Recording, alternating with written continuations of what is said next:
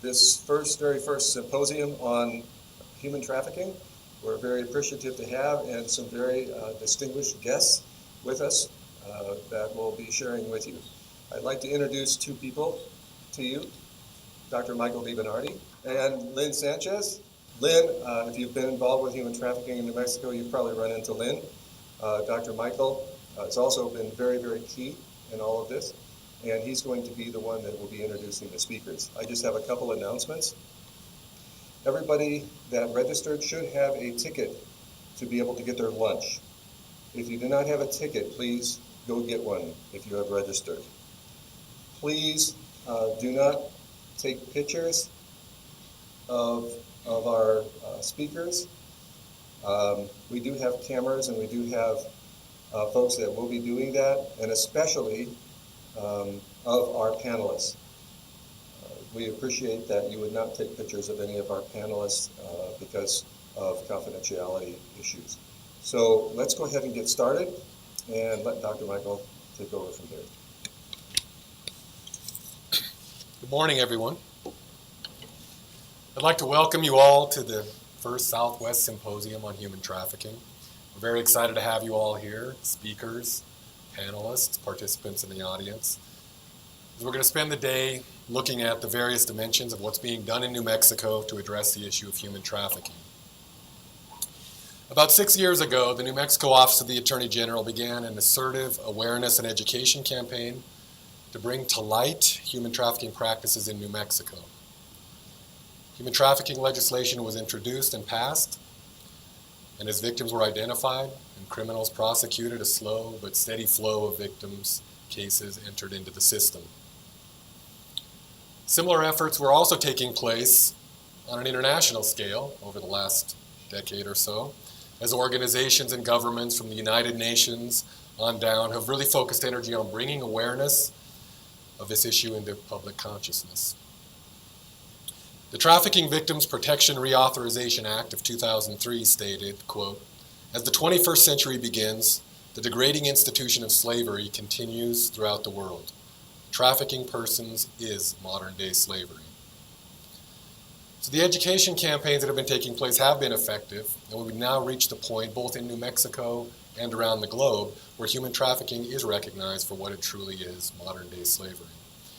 When one human being, through force, fraud, or coercion, gets another to do things against their will, that is slavery. In fact, if you look at it from this perspective, one can argue that there are more individuals being enslaved right now than at any point in human history. Human trafficking is a $32 billion a year business worldwide, cutting across gender, ethnicity, socioeconomic, and any other demographic line you want to take a look at. As we've seen over the past few years, New Mexico is definitely part of this industry, and it's time for us to really pay attention to it. We're in a transition period in addressing the issue of human trafficking. Awareness and education campaigns have been effective in raising public consciousness, and while there is still more work to be done, the focus is shifting. Now that we know the problem does exist and we've improved our ability to identify and rescue the victims, the focus has to shift. To deal with the criminals involved in trafficking, things like increased legislation, effective prosecution of cases, and stiffer sentencing guidelines are needed. For the victims themselves, right-based advocacy and comprehensive aftercare programs are critical. So this is where the LifeLink entered the picture. Almost from the beginning of when the Attorney General's office began identifying cases, our organization was asked to step in and work with victims in helping them to rebuild their lives. We've worked to provide victims with everything from crisis intervention to emergency housing to benefit acquisition to clothing to cell phones to basic needs to long-term housing. We've also worked to ensure access to appropriate medical care and long-term behavioral health treatment for serious mental illness, addiction, and severe trauma. A human trafficking victim requires all of this assistance and much more as they move through the long-term process of recovery. Aftercare for human trafficking victims is such a new field of inquiry that there really aren't yet any established evidence-based practices. There are no manuals or proven methods out there to tell us how to work with these clients, and much of what we do know has been learned as we go. New Mexico, like the rest of the country, is striving to develop a best practice model, and that's why we've brought everyone together here today. Over the course of today, you'll hear about the efforts happening at all levels of the system, trying to address human trafficking from their particular perspectives. We'll hear what the AG's office is doing in terms of education and prosecution, what local, state, and federal law enforcement is doing to respond to the problem, what the cities of Albuquerque and Santa Fe are doing to raise awareness and outreach to victims, what is happening in parts of Indian country to address the issue, what community and faith-based partners are doing to help provide for the rescued victims, how clinicians are providing advocacy and behavioral health interventions to address the severe and complex needs of the clients. And later this afternoon, we will hear from a small panel of human trafficking victims discussing the crucial role that stabilized housing has played in their recovery. In a recent article in the Huffington Post, columnist Liz Bohannon discussed human trafficking as, quote, a big, hairy, scary issue. And what she meant by that is it's such a big issue that people tend to shy away from it. It allows people to see human trafficking as too overwhelming a task to get involved with and as something that the experts need to figure out. The problem is there aren't any experts. Only individuals whose freedom is being taken from them and whose lives are being ruined as a result. The people who are here today, both on the stage and in the audience, are people who are interested in making a difference, and this is where it's going to start. We're fortunate to have brought together a group of individuals today who are doing the work individually and through partnership to address this critical issue. Taking time from their exhausting work demands, of which human trafficking is often just a small piece, we're fortunate to be joined by Attorney General Gary King, the mayor of the largest city in our state, Richard Berry, and the mayor of the oldest state capital in the nation, David Koss. They've come today not for political reasons, but because they care about one of the most important human rights issues on the planet. Katie Resendez has traveled from Arizona to discuss regional efforts to combat trafficking, particularly among children. And Cecile Lipworth has taken time away from her massive undertaking today of 1 Billion Rising to offer her supports for our efforts and invite us to participate in their activities during our lunch break. You'll hear more about that in a bit. Kiahi Souza will discuss human trafficking efforts in Indian country, and Maria Sanchez Gagne, head of the Attorney General's Border Violence Division, will discuss recent successes and ongoing efforts to prosecute the criminals who are engaging in the crime that is human trafficking. Our panel discussions will allow us to hear about some of the collaborative efforts required to adequately address the needs of human trafficking victims. Roberta Lujan from the FBI, along with Sergeant Eric Brown and Detective Dave Fox of the Albuquerque Police Department, will discuss the protection and law enforcement activities. Teresa Bellinger, Linda Flatt, and Shelley Repp will talk about ways in which members of the community have stepped up to provide some of the services that are often overlooked in the victim's recovery process. Members of our team at the LifeLink, whom I have proudly supported in providing the myriad advocacy and aftercare needs of the victim, will present some of the best practices that we've learned along the way. Finally, as I mentioned, we'll hear from a few trafficking victims themselves as they describe how important stable housing is in their recovery. To reiterate, please, we're asking that to protect the identities of both the victims and the law enforcement agents who are working in the field every day. No photographs be taken during those panel discussions in particular. Human trafficking is a global issue without question, but it's also a very local one. It is happening in our communities, right under our noses, and this requires a community-based response. If we believe we can make a difference, we can, regardless of what areas of interest or expertise we bring to the table. We are all experts in something and need to combine our efforts to address this problem in New Mexico. The hope from this day is that we can raise the standard of care that human trafficking victims are receiving and unify our responses into a dignified, rights-based approach to the problem. I would like to invite all of you to contribute to the proceedings of this symposium and mark this day as a turning point in our efforts to end modern-day slavery in our state and communities. Thank you. So, without any further ado, let me introduce our first speaker. Gary King is currently the New Mexico Attorney General, and perhaps the only Attorney General in the nation who is also a scientist with a PhD in organic chemistry. Dr. King maintained a private practice as an attorney and served as state legislator before being elected AG in 2006. Dr. King attended New Mexico State University and obtained a bachelor's degree in chemistry. He received his PhD in organic chemistry from University of Colorado at Boulder. He then attended law school at University of New Mexico, where he received his JD. In 1984, Gary formed the law firm of King & Stanley in Moriarty, where he carried out the general practice of law. In 1990, he assumed the position of Corporate General Counsel and Senior Environmental Scientist with Advanced Sciences Incorporated, an environmental consulting firm. Gary served for 12 years in the New Mexico State Legislature. During 10 years as the chairman of the Consumer and Public Affairs Committee, Gary used his leadership position to work vigorously on health care, environmental, and civil rights issues. In 1998, Gary became the policy advisor to the Assistant Secretary for Environmental Management at the U.S. Department of Energy in Washington, D.C. Within a year, he became the Department Director of the Office of Worker and Community Transition. While at the Department of Energy, he developed and implemented a program fostering cooperation between federal, state, local, and Native American governments to enhance cleanup activities. As Attorney General, Gary spearheaded the effort to get legislation passed that for the first time made it a felony crime to engage in the practice of human trafficking.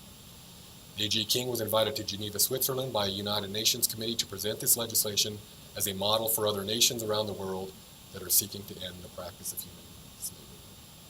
We're honored to have Attorney General King. It's really an honor for me to have a chance to speak with you and work with you a little bit. Unfortunately, I can't stay with you all day, but I'm going to stay as long as I can this morning. I think my part is indeed to talk a little bit about the history of what we've been doing relating to fighting the crime of human trafficking in New Mexico and actually around the country as well. I want to talk to you about a few things that are going on that I think are really important, and then indeed want to talk to you about how important it is in the scheme of everything, how important what you're doing is. So I want to thank all of the sponsors of this conference and LifeLink particularly for the work that you're doing and for sponsoring this conference.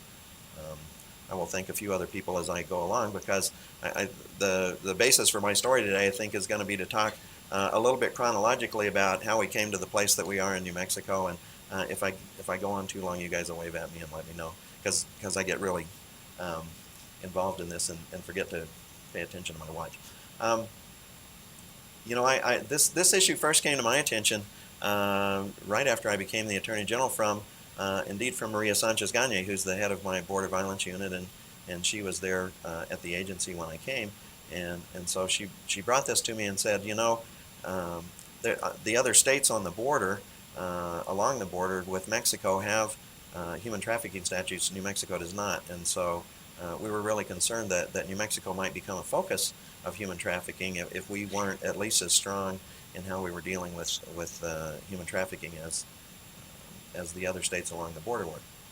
So that seemed pretty straightforward to me. I was in the legislature for 12 years, and so I imagined that it would not be hard to get the legislature to make the crime of human trafficking okay, I have this one too, but sure. That it wouldn't be all that hard to get the legislature to make human slavery a felony crime. So we drafted a law, took it to the legislature, and lo and behold, the first year of the legislature, we were not successful at getting that law passed. And the only reason I mention that is not to grumble at the legislature, but to point out that the reason that we did that was not because the legislature didn't think that this was a serious crime, but basically because a lot of people pointed out in the legislature that the law that we had drafted originally did not adequately address the issue of how we treat the victims of human trafficking. So we formed a human trafficking task force, and Maria was very active. I think that there are a group of people here in the audience that were very active in that task force, and we spent a year working not only with law enforcement but also with a variety of state agencies. I noticed that the Human Services Department is one of the sponsors of this, and so we want to thank those state agencies that have participated with our task force because they're providing a lot of the services to victims of trafficking. We actually had some federal involvement, and you all will know that one of the important ways of dealing with victims of trafficking, should they come from other countries, is the issue of allowing them the opportunity to stay here in this country, not only so that they can be protected, but also we need them in law enforcement to be good witnesses at the trial, and so we need support from the State Department to issue the visas that allow them to stay and allow us to bring their families, these T visas and U visas. And I don't know if there'll be somebody today that'll talk about the nuts and bolts of that, but it's really very important to have the support of the State Department as well, and I'll talk about them a little bit. So we actually had a lot of lively discussions about what kinds of things need to be done to protect the victims of trafficking, but I feel like we came up with a set of protections in our statute that are good, and once again I want to thank all of those agencies that actually make that happen. But we went to the legislature the next year, got that law passed, and I thought that it really put us on a par with everybody else, that it was a strong law, as strong as the other states on the border. But then we really went to work at trying to enforce it as well. And there are several key pieces in dealing with human trafficking. One of those is indeed to get the message out to the public and to law enforcement about this crime, because the victims of human trafficking don't self-report. I mean, that's one of the things that's a real problem, is that they, because of the fear and coercion for that they've been told, if you report this to anybody, much less law enforcement, we'll kill you, we'll kill your family. If they come from other countries, they've been told that there are people in those countries that will do harm to their families in those countries, and so very difficult to get the victims of trafficking to self-report. So it's very important to get law enforcement to be able to recognize the signs of human trafficking and victims of human trafficking, but most important, to get the public to do that. So the Attorney General's office actually embarked on a pretty aggressive program, at least in the larger cities in New Mexico. We had these bus wraps, and I don't know if any of you remember the bus wraps, but they had, so city of Albuquerque particularly was very helpful to allow us to put these bus wraps on that had the toll-free number that people could call for tips. We had billboards. We had billboards in English and in Spanish. One of our billboards that we put up actually had a wrong idiom in it, and we had to replace it. So I mean, those kinds of things as we move along, I think instead of saying report human trafficking, it said we have human trafficking here. And so like I said, sometimes the idioms, you got to get them right. I think that we still need to do that, but we have other outreach efforts, and a lot of you are involved in the outreach efforts. Maria's group has been involved, I guess, with a number of people, for instance, to try and get dispensers along the interstate, in truck stops and in rest areas along the interstate that have a small card that maybe somebody, if they're in the restrooms, they can get the card and save it, that has the toll-free number or other ways to help report. And that program is one that we're pushing out, and she may tell you how that's working in her. I don't know exactly what she's going to talk about this afternoon. But those kinds of things are good.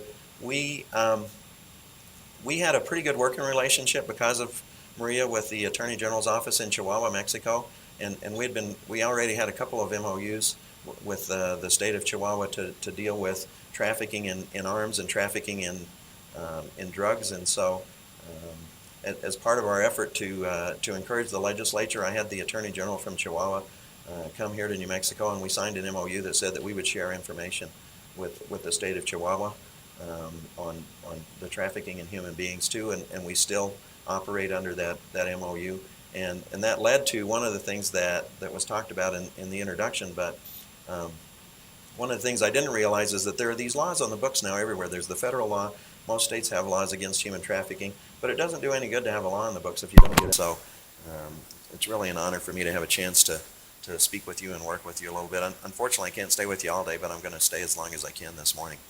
I think my part is indeed to talk a little bit about the history of what we've been doing relating to fighting the crime of human trafficking in New Mexico and actually around the country as well. I want to talk to you about a few things that are going on that I think are really important, and then indeed want to talk to you about how important it is in the scheme of everything, how important what you're doing is. So I want to thank all of the sponsors of this conference, and LifeLink particularly, for the work that you're doing and for sponsoring this conference. I will thank a few other people as I go along, because the basis for my story today, I think, is going to be to talk a little bit chronologically about how we came to the place that we are in New Mexico. And if I go on too long, you guys will wave at me and let me know, because I get really involved in this and forget to pay attention to my watch. This issue first came to my attention right after I became the Attorney General from Maria Sanchez-Gagne, who's the head of my Border Violence Unit, and she was there at the agency when I came, and so she brought this to me and said, the other states on the border, along the border with Mexico, have human trafficking statutes, New Mexico does not. And so we were really concerned that New Mexico might become a focus of human trafficking if we weren't at least as strong in how we were dealing with human trafficking as the other states along the border were. So that seemed pretty straightforward to me. I was in the legislature for 12 years, and so I imagined that it would not be hard to get the legislature to make the crime of human trafficking. Oh, okay, I have this one too, but sure. That it wouldn't be all that hard to get the legislature to make human slavery a felony crime. So we drafted a law, took it to the legislature, and lo and behold, the first year of the legislature, we were not successful at getting that law passed. And the only reason I mention that is not to grumble at the legislature, but to point out that the reason that we did that was not because the legislature didn't think that this was a serious crime, but basically because a lot of people pointed out in the legislature that the law that we had drafted originally did not adequately address the issue of how we treat the victims of human trafficking. So we formed a human trafficking task force, and Maria was very active. I think that there are a group of people here in the audience that were very active in that task force, and we spent a year working not only with law enforcement, but also with a variety of state agencies. I noticed that the Human Services Department is one of the sponsors of this, and so we want to thank those state agencies that have participated with our task force because they're providing a lot of the services to victims of trafficking.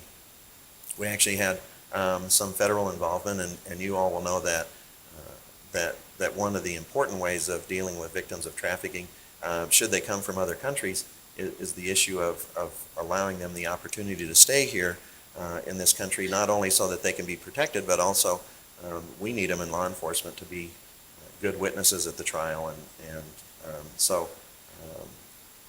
we need support from the State Department to issue the visas that allow them to stay and allow us to bring their families, these T visas and U visas, and I don't know if there'll be somebody today that'll talk about the nuts and bolts of that, but it's really very important to have the support of the State Department as well, and I'll talk about them a little bit. So we actually had a lot of lively discussions about what kinds of things need to be done to protect the victims of trafficking, but I feel like we came up with a set of protections in our statute that are good, and once again I want to thank all of those agencies that actually make that happen. But we went to the legislature the next year, got that law passed, and I thought that it really put us on a par with everybody else, that it was a strong law, as strong as the other states on the border. But then we really went to work at trying to enforce it as well. And there are several key pieces in dealing with human trafficking. One of those is indeed to get the message out to the public and to law enforcement about this crime, because the victims of human trafficking don't self-report. I mean, that's one of the things that's a real problem, is that they, because of the fear and coercion for that they've been told, if you report this to anybody, much less law enforcement, we'll kill you, we'll kill your family. If they come from other countries, they've been told that there are people in those countries that will do harm to their families in those countries, and so very difficult to get the victims of trafficking to self-report. So it's very important to get law enforcement to be able to recognize the signs of human trafficking and victims of human trafficking, but most important, to get the public to do that. So the Attorney General's office actually embarked on a pretty aggressive program, at least in the larger cities in New Mexico. We had these bus wraps, and I don't know if any of you remember the bus wraps, but they had, so the city of Albuquerque particularly was very helpful to allow us to put these bus wraps on that had the toll-free number that people could call for tips. We had billboards. We had billboards in English and in Spanish. One of our billboards that we put up actually had a wrong idiom in it, and we had to replace it. So, I mean, those kinds of things as we move along, I think instead of saying report human trafficking, it said we have human trafficking here. And so like I said, sometimes the idioms, you got to get them right. I think that we still need to do that, but we have other outreach efforts, and a lot of you are involved in the outreach efforts. Maria's group has been involved, I guess, with a number of people, for instance, to try and get dispensers along the interstate, in truck stops and in rest areas along the interstate that have a small card that maybe somebody, if they're in the restrooms, they can get the card Save It that has the toll-free number or other ways to help report. And that program is one that we're pushing out, and she may tell you how that's working in her. I don't know exactly what she's going to talk about this afternoon. But, those kinds of things are good. We had a pretty good working relationship because of Maria with the Attorney General's office in Chihuahua, Mexico. And we already had a couple of MOUs with the state of Chihuahua to deal with trafficking in arms and trafficking in drugs. And so as part of our effort to encourage the legislature, I had the Attorney General from Chihuahua come here to New Mexico, and we signed an MOU that said that we would share information with the state of Chihuahua on the trafficking in human beings too, and we still operate under that MOU. And that led to one of the things that was talked about in the introduction, but one of the things I didn't realize is that there are these laws on the books now everywhere. There's the federal law. Most states have laws against human trafficking, but it doesn't do any good to have a law on the books if you don't get out and enforce it or don't get out and actively work to implement the law. And so I got a call from the U.S. State Department, and they said, we'd really like for you to come and brief we have a panel that's going to be going to speak to the United Nations Committee on the Rights of the Child to talk about what we're doing in the U.S. to protect children from human trafficking and from other types of exploitation. And we'd like for you to come and give a presentation on what you've been doing in New Mexico with regard to both the statute and your MOU with the state of Chihuahua, because we think that those really are indeed models that could be used for law enforcement to work cooperatively internationally to address this crime. And at first I said, well, there's got to be other people out there that are doing that, and I was scheduled that week, and they said, no, New Mexico is, we think, the best example of what's going on in the U.S., and we really want to present this to. I'd like to thank Attorney General King for his words and leadership on this issue for us. And I'd also like to thank you for getting us back on track in terms of time, so that helps out. Appreciate that. So our next speaker is scheduled to be Mayor Richard Berry of Albuquerque. Unfortunately, there's some important city business going on, and the mayor's not able to be here. But we are happy to have his chief of staff, Gilbert Montano, who will bring up, and he will introduce someone who will also deliver the mayor's speech for him. I won't go through the mayor's entire introduction, but what I will say is that we've worked very closely with the mayor over the past year or so, the LifeLink has. In 2013, he announced a human trafficking initiative and brought together a task force comprised of local experts to assist the city of Albuquerque with creating meaningful changes, safe haven, and resources for victims, as well as a citywide awareness campaign. His commitment to combating human trafficking in Albuquerque and statewide has been clear and compassionate. In fact, just this week, we learned that he's going to be working with LifeLink in our outreach efforts to put signage on the buses and in the buses to help people who are being trafficked to notify our hotline, which you'll hear about later on. So Albuquerque is really taking a leadership role in this state, and we're happy to have them here. So let me introduce Gilbert Montano, the mayor's chief of staff, and ask him to come up and speak.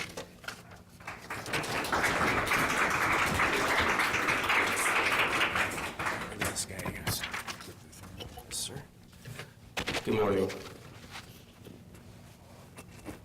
My name is Elias Gallegos. I'm here with the mayor's chief of staff, Gilbert Montano.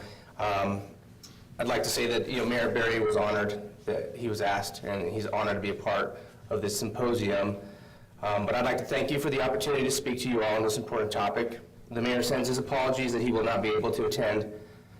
He was excited and planning on attending, but had a very pressing issue that required his immediate attention back home. Thank you, Lynn. Thank you to all the organizers and supporters for this symposium on human trafficking. Human trafficking is a crime that takes place right here in our communities. Human trafficking is just not something that occurs overseas in a far-off land, or a crime that only occurs in our much larger port cities here in the U.S. Prostitution, the crime of trading sex for profit, is intolerable. And it is happening here, and it is happening in our city of Albuquerque daily. We're at a day and age where we can no longer step back and allow this to continue. This form of abuse must stop. It will take much work, But there is no time to wait. We must act now. According to statistics provided to me from the local organization Safe Sex Work, there are 6,900 prostitution-related transactions in Albuquerque alone per week. 6,900. Now, if you would please allow this number to sink in. Over 300,000 men in New Mexico have paid a prostitute for sex. Keep in mind, some of those prostitutes are in fact underage, and even a larger percentage of those women are homeless and drug users, who are at this moment caught in a very real and very dangerous cycle. Those factors alone contribute to the proliferation in our city and all across this great state. Through broad efforts and countless hours of research, the city of Albuquerque has taken steps to combat the growth of human trafficking through measures like prostitution boot ordinance. This ordinance applies the same penalty that a DWI offender would receive to an individual caught in the act of soliciting a prostitute. The boot ordinance has been successful in many other cities. The cities have seen prostitution and many of the other crimes associated with human trafficking diminish greatly. And we are optimistic for the success of this ordinance here in Albuquerque. This is a step in the right direction for our city, but there is still much to be done. Unfortunately, we are not alone. The city of Albuquerque looks forward to its partnership with community advocates like Lynn Sanchez and the LifeLink, with whom the city has established a wonderful working relationship. It is through partnerships like this that we hope to set a new standard and send a very loud and very clear message that says New Mexico does not and will not tolerate human trafficking. 6,900 prostitution-related transactions occur in Albuquerque per week. With a number like that, we can no longer sit on the sidelines and ponder a solution. The time to act is now. In 2013, APD Vice followed up on 40 human trafficking tips. Of those 40, they handled 12 prostitution cases in the city of Albuquerque. One of the 12 cases has just been successfully prosecuted just this week, resulting in the offender being sentenced to 7 years. As for those others, those cases are still pending, and it is our aim to pursue each case to the extent of the law. According to APD Vice Unit, for Albuquerque there does not appear to be one specific demographic. However, there is a very strong connection to substance addiction. The connection, coupled with the fact that Albuquerque likely does experience more trafficking activity due to its proximity of our two major interstates, this does compound our predicament exponentially. However, the city of Albuquerque refuses to let that be a limiting factor in our pursuit to stamp out human trafficking.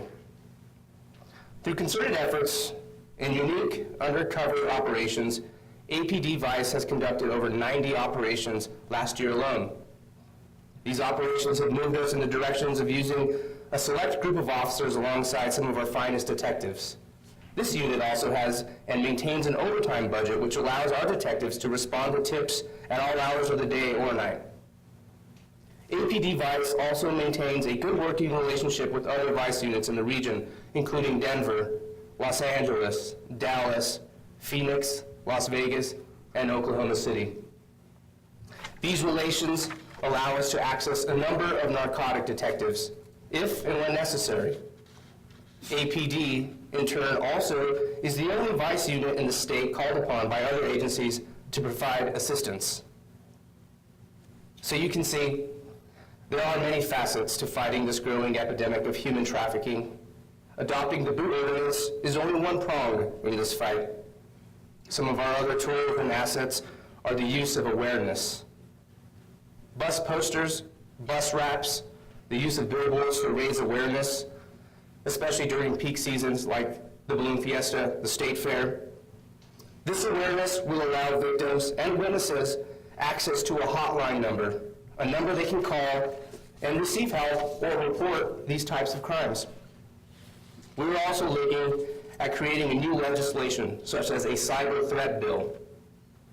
This bill will address a loophole which allowed the leader of a major prostitution ring conducted his business online go free.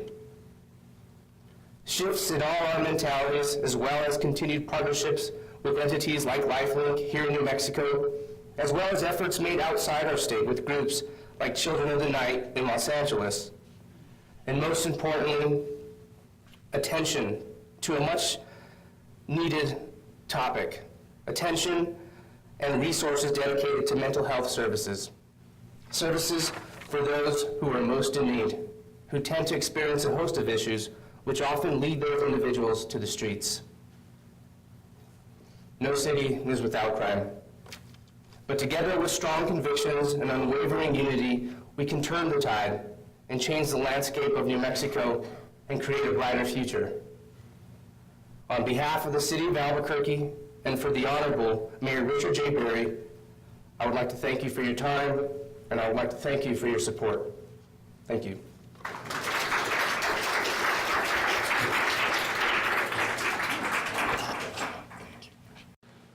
So my next speaker is the mayor of Santa Fe, Mayor David Koss. Mayor Koss was born in Carbondale, Illinois, moved to Santa Fe in 1959. He was elected to the city council in 2002 and elected mayor of Santa Fe for 2 terms in 2006 and 2010.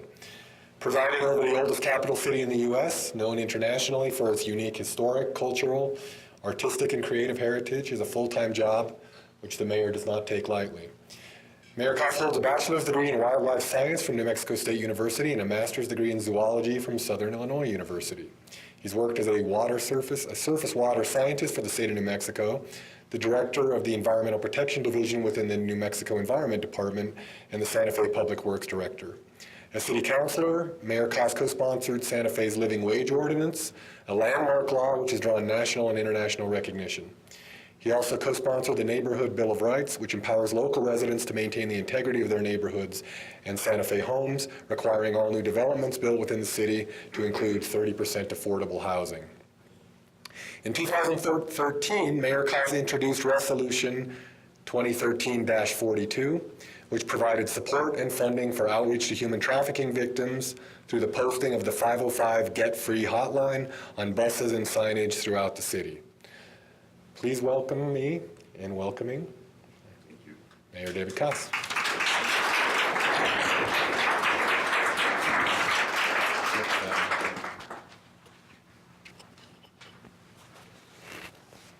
Thank you very much. That working okay? Well, I got to use both mics. Thank you, Mr. Attorney General. Is that working now? I want to thank you for that introduction, and it's so good to be here this morning. This is actually one of my last talks as mayor. My term ends in a couple of weeks. And one thing I've always liked to do is welcome groups that are meeting in Santa Fe and working in Santa Fe to your capital city. So let me just first do that. It's always an honor for us as the capital city to have New Mexicans from all over the state come and work in Santa Fe. I'd like to also thank Mr. Gallegos and Mayor Berry and Attorney General King for their work. You know, I've been mayor for 8 years, and I don't think when I got into the office that I understood, I probably still don't understand the scope of the issues and the broadness of the issues. But I want to say that Santa Fe has worked very, very hard in these issues: domestic violence, sexual violence, and now human trafficking. And when you ever talk to a mayor for a long time, you'll find him saying thank you a lot. Because mayors don't do very much, really, except thank all the people that are doing everything. And the Solace Center, who used to be the Rape Crisis Center, got to me before I was even elected and started talking about these issues and these problems. Esperanza Shelter in Santa Fe has been very, very active. When I got into the mayor's office, I found already that our police department and our detectives and officers were working very closely with Solace, working very closely with Esperanza. Now they're going to be working very closely with LifeLink on these problems and these issues. So we created a sexual assault and domestic violence prevention coordinator in Santa Fe as one of my first actions. We have a coordinated community response group of law enforcement, human service providers, and concerned citizens that meets very regularly to develop policy. The Attorney General's office and LifeLink, working with Esperanza and Solace, brought us the idea of the Get Free signs. So you'll see those in all our buses now and wraps on some of our buses. They brought us the idea of making sure our officers are trained in this kind of response so that they can work on these issues as well. And just in one of the observations that I want to make is to me, it's this growing problem, because maybe it was hidden, but we didn't used to talk about human trafficking 30 years ago. I think we've been pursuing economic policies as a country and as a planet that are making this problem worse and worse. And I think we need to start looking at what are we doing about homelessness? What are we doing about joblessness? What are we doing about substance abuse? What are we doing about our school system? And those all have to be brought into the equation at some point. We cannot enforce our way out of this. As much as we should make it a very serious crime and we should devote those resources, there has to be more to the solution. And I think it's in the economics and the way our economy treats human beings. And I'll just put that out there as the mayor that's leaving office, and we'll take it up with the new mayor. What I wanted to say is one of the, an example that I think we're very excited to start, that I think is going to be a model for part of the solution, is our law enforcement assisted diversion for people that are addicts and that will do anything, and we do mean anything, for that addiction. And LifeLink has become the contractor for this program, and I couldn't be more excited about it. LifeLink has helped, Solace has helped, Esperanza has helped. Our district attorney, our public defender, our police department, the county sheriff's department, they've all come together for this law enforcement assisted diversion. And the pieces I like about it is it's trying to take addicts out of going to jail. We did a cost-benefit study, and we arrested one fellow, I think, 19 times in 3 years, and it wasn't making a difference. This program will work with our law enforcement, with those detectives and those patrol officers on the street to identify individuals that can go into this program, get substance abuse help, but just as importantly, get counseling, get housing, get job training, get help finding a job. All of those things have to wrap around this individual. And so I'm very, very excited to see this program. I think we're trying to serve, 100 people this year, something like that. The timing is perfect with the expansion of Medicaid and healthcare reform coming into the city, or coming into our country, but coming into New Mexico. And so in addition to enforcement, which I agree and commend the Attorney General, his office has been a leader in this. Every time they come to me with, let's do this, it's actually coming from the Attorney General's office.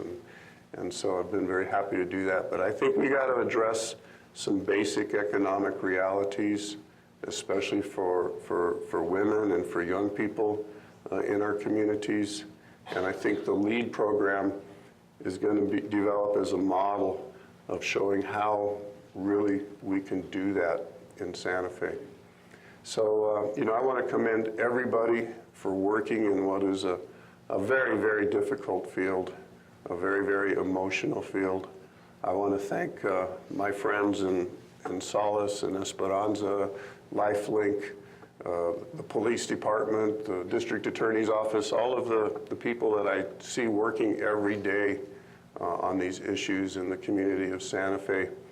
Thanks for the education of the poor wildlife biologist that didn't know what he was getting into sometimes. But thank you for the work that you do every day to uplift human dignity and to make all of our communities safer and healthier for all of us. So thank you, and thanks for your work.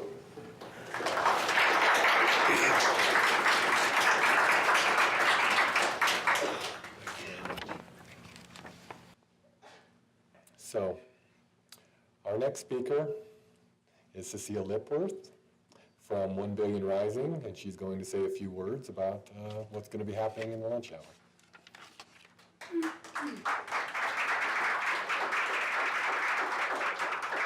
Hi, good morning. Please excuse me, I'm getting over whatever's been going around Santa Fe for the past month.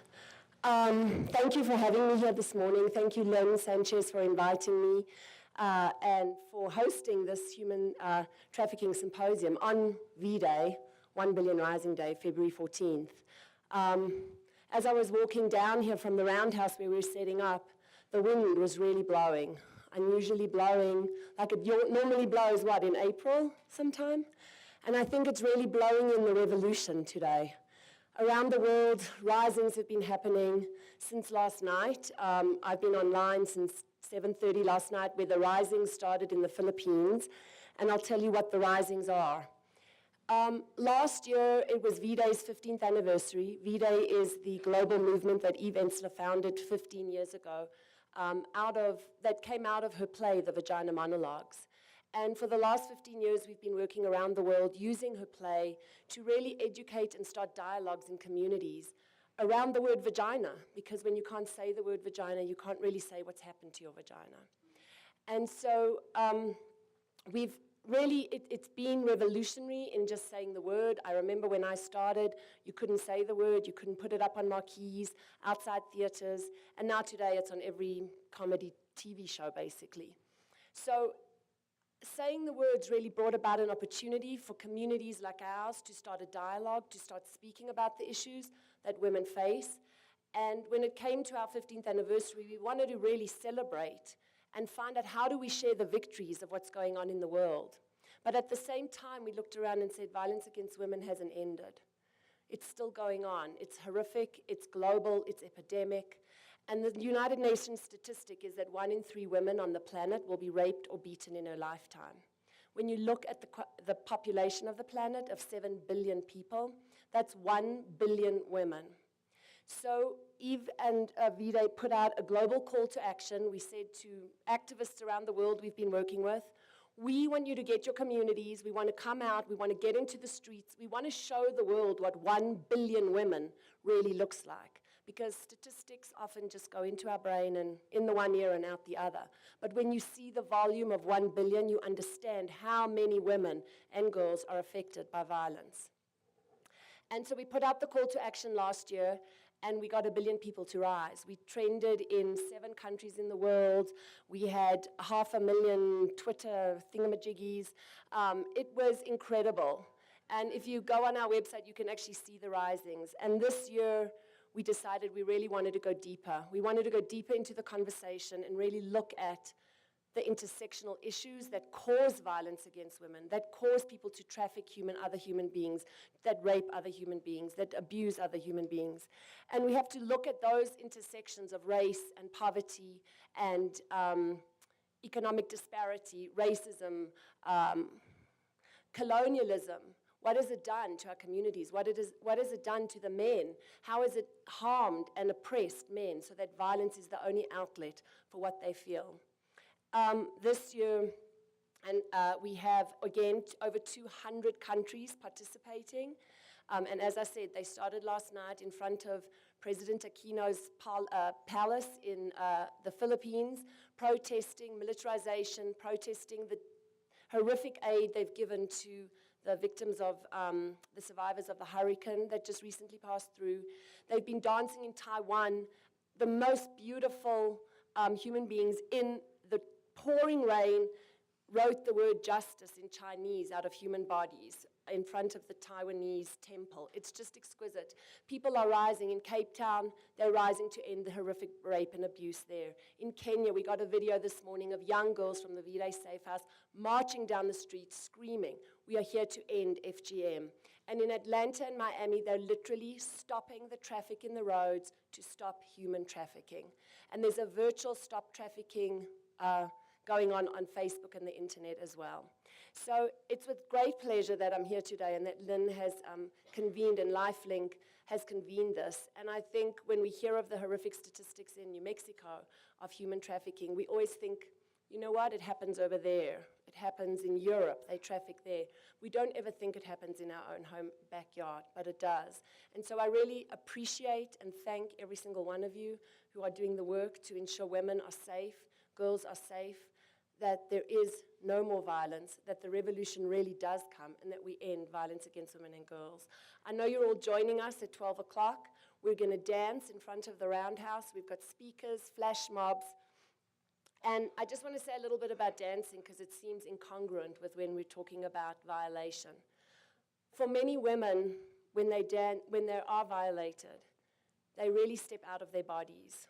They aren't in their bodies any longer. But when you dance, you come back into your body, you feel the ground, you feel yourself, and you can really release and let go. And that's what this is about. Survivors around the world releasing, letting go, bringing in the revolution. So thank you all so much for being here. Thank you for coming, and we'll see you at the Roundhouse. Thank you. So I'd like to introduce our next speaker, Katie Resendez. First order of business would be to apologize that your name was misspelled on the agenda. I know what that's like, and it's not fun, so I'm sorry.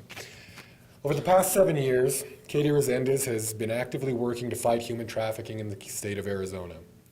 Initially coming to the cause with a background in conflict studies, she sought to address issues of labor exploitation through education and cross-sector collaboration.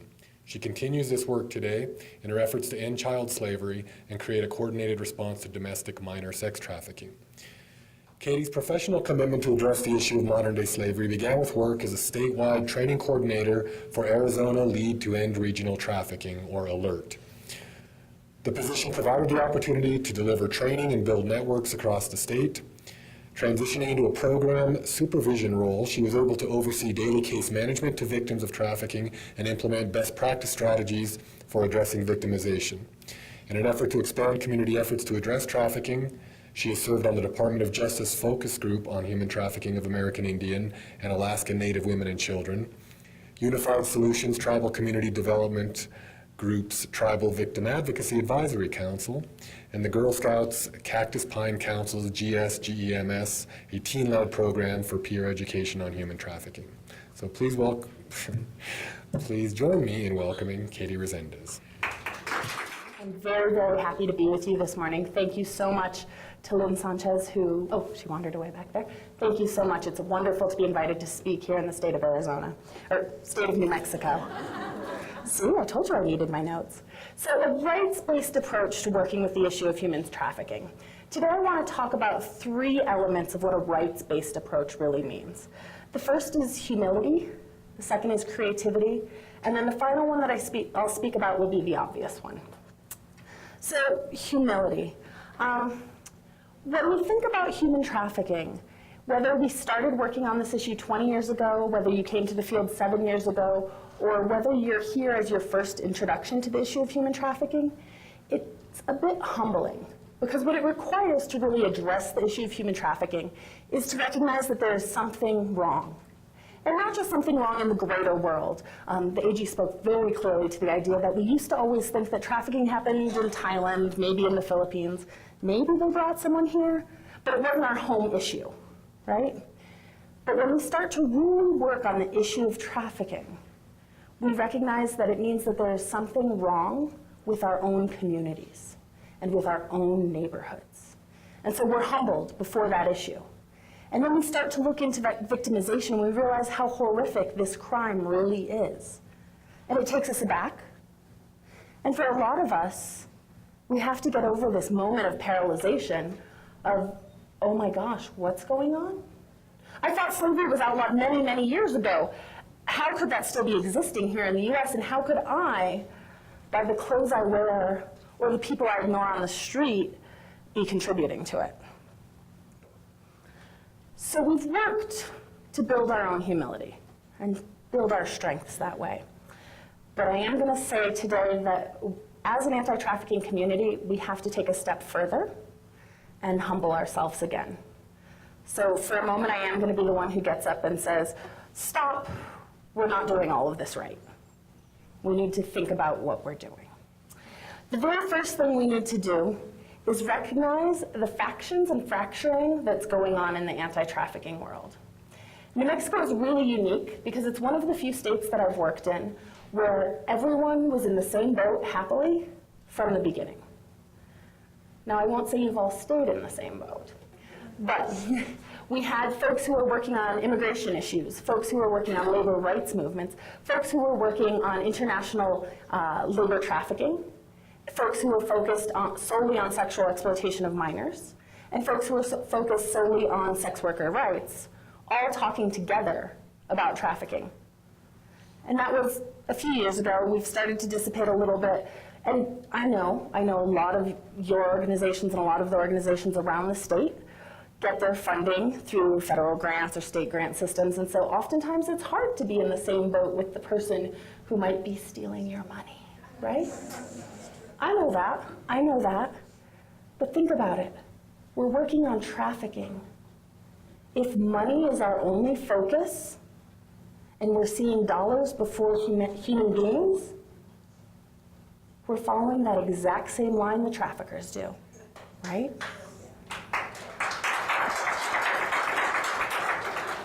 So we need to get over ourselves. Sorry. Secondly, all of those different areas of focus that we've had, I started out working specifically with adult victims of labor trafficking who were not from the US, which to me felt like this huge world of trafficking, but really when you look at the whole expanse of all victimization, it was really just this one little piece, right? And I know there's folks in the audience that I've worked with in the past who work with underage female victims of sex trafficking, which if we were to believe Hollywood or the movie Taken or any of those things, it's the only type of trafficking that exists, right? But we know that's not true. So we've all had our individual focuses, but in doing so, what have we overlooked? And what groups have we left out? And we need to take a step back and in humility and say, as much as each of us is passionate to give services and to recognize the unrecognized, in doing that, we've left a whole bunch of other people out. And this is really across the nation. I won't say this is specific to New Mexico in any way whatsoever, but I'm going to start with boys.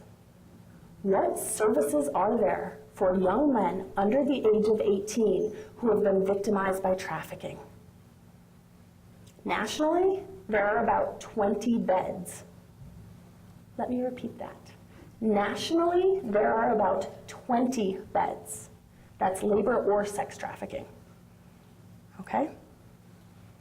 If we go back to the Albuquerque PD Vice Squad stats, and talk about who they're recognizing and how many people they're bringing in. Right now, a lot of those efforts are targeted towards female victims of sex trafficking. But if we were to ask them to turn their focus to underage male victims, they would be able to find just as many. And where would they put them? So what else haven't we been looking at? We haven't been looking at trafficking on tribal lands and of enrolled individuals, tribally enrolled individuals. I'm going to let Karahi speak to that this afternoon because he'll do a much better job than I will. But I do want to say that it's a huge issue, and New Mexico and Minnesota are the only two places where anyone has looked at the entire state and looked at the issues in tribal country and native land about trafficking. So you're ahead of the game, but that doesn't mean the race is run, right? We know that beginning to look at the issue is not the same as addressing it. We also know that because of the cultural differences across lands and the different expectations of family composition and personal history and some of the traumas, that the issue of trafficking functions very differently in tribal communities than it does outside. And how do we bridge that gap, especially for individuals who now live in cities or are going back and forth? And what do we do to look at that, especially here in the Southwest? I come from Arizona, Phoenix has the largest urban Indian population in the country. You know how many beds I have that specifically cater to trafficking victims from a tribal background? None. Do you know how many tribal victims I've encountered in the past 3 weeks? 7. Which doesn't sound like a lot, but 7. If I have no services and no beds, 7 is too many. And with this issue, 1 is always too many, right? Who else are we forgetting? The federal government originally started our funding of anti-trafficking with funding for international victims. But with the energy to look domestically and start that momentum to start looking at home, we've forgotten to go back and continue working with our international victims. And we need to go back and refocus that. If it's within our refugee populations, if it's within our migrant populations, we need to make sure that we're not just providing services, but that the immigration remedies provided under the U visa and the T visa are adequate and are being supplied to them. T visas have been around since 2001. It's 2014. We have never, ever, ever maxed out that number of T visas available each year nationally.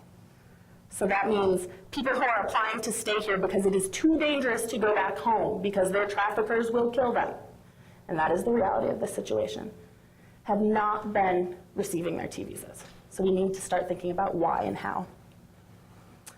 So 2 other points that we need to start thinking about that I know people don't want to. Oh, 3 other points, sorry. How we talk to our own children about trafficking. Not only do we want to prevent our young daughters and our young sons from becoming victims, but we want to prevent them from becoming consumers of humans. Kids go off to college, join a frat, it's their 18th birthday. What's a great way to celebrate your 18th birthday? Go out and buy a trick. Which sounds preposterous to all of us because we would never do it, but you know what? We would, and the people who go to church with us would, and our kids would, and the people we sit next to at restaurants would, and our nieces and nephews would. So we need to start being really, really honest about it. When people make jokes about hitting their wives now, how many of you are that person in the room who goes, "Whoa, stop. That is not a funny joke," right? Robin Thicke in his horrible song got so much flack because it's essentially a rape song, right? And at this point in this community and in the US, we've been able to say, okay, that's not okay to talk about. But you know what, I also don't want you to joke about how to talk to your kids about trafficking. It was created by my organization, Trust.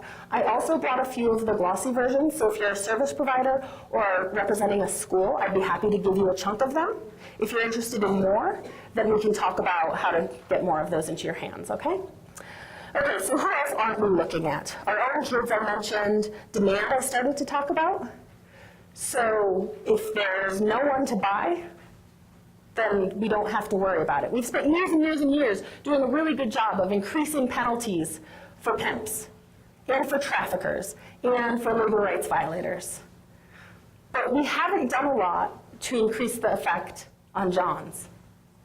We need to start doing some pretty revolutionary things. We need to put their faces on billboards. We need to call them out. We need to take their cars when they're picked up in a sting. We need to say, okay, we've picked you up in prostitution. This girl's actually 16. How are you going to be getting home? What do you mean, how am I getting home? Oh, well, she's under the age of 16, so I'm taking your car. Good luck explaining that to your wife and your boss. Okay. I have heard the argument that we don't want to humiliate the Johns because what about their wife and children? What about their families? We don't want to ruin that. I'm going to stop that right here and say, I'm sorry, Red. You want me to send this man who raped a 13-year-old home to his kids? No, I'm not going to do that. There are states now, Maine, that are considering bills that would look at chemical castration of Johns. Whether or not that's practical, whether or not that will ever pass, let's talk about the amount of media buzz and fear that that would make. Right? Let's do it. Snip, snip, sorry. Okay, lastly, I want to talk about the most humbling and one of the hardest pieces for me is how we use victims and have used victims in the field of anti-trafficking. We have to really look at the experience and expertise of these individuals who have been forced through trafficking and stop literally putting them on a podium to tell us their every gory detail. We have to stop being fascinated. I have never seen anyone put a 3-year-old on a podium and say, tell me how your dad beat you. Because you know what, we believe them.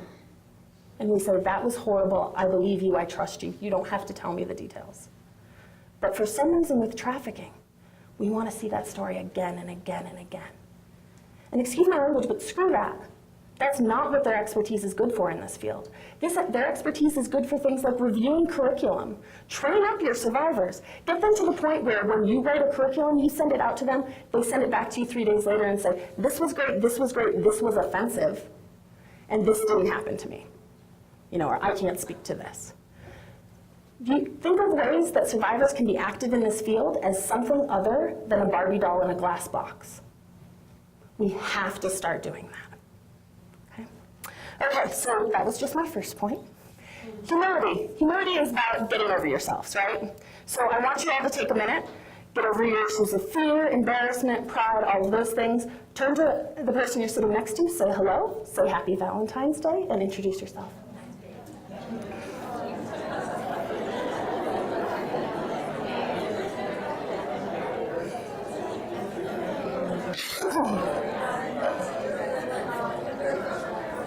What time do I have until? Good job. Thank you, thank you, thank you. Okay. So point 2. The rights-based approach requires creativity because it's really about using what we already have to find what we need. The Chihuahua collaboration, the cross-border collaboration that happened in New Mexico was revolutionary. The Attorney General kind of spoke to it as like, oh, they wanted me to talk, and it was kind of, it was amazing. When we in the anti-trafficking field heard about it, we literally got on the phone and started being like, how did you do that? How did you do that? And it's collaborations like that, it's creative thinking like that, that will not only revolutionize this field, but stop the crime of trafficking.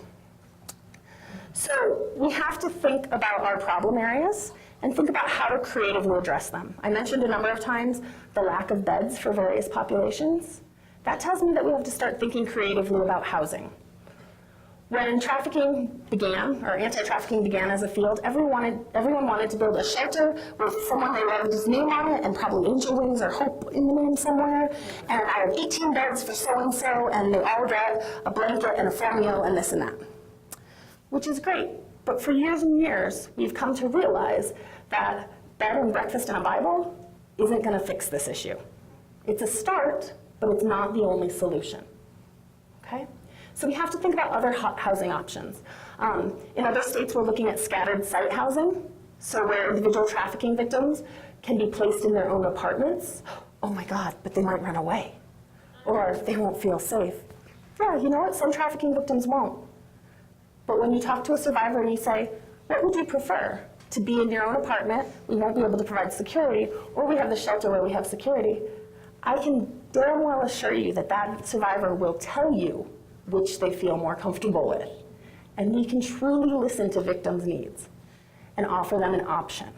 Remember that trafficking is about taking someone's consent and taking away their ability to choose. So if we as service providers can do the very first step when we meet them, offering them choices, and start to teach them how to make choices and empowering them again in that way, we've gone 10,000 steps down the path towards changing that person's life.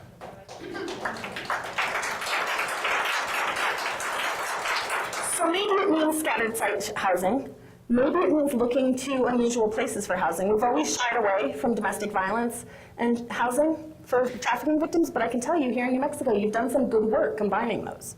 You've done some really good work talking about how that could work. We've also been afraid at looking at healthcare clinics and how long-term healthcare clinics can be used as housing clinics for emergency need victims. Let's start thinking about that.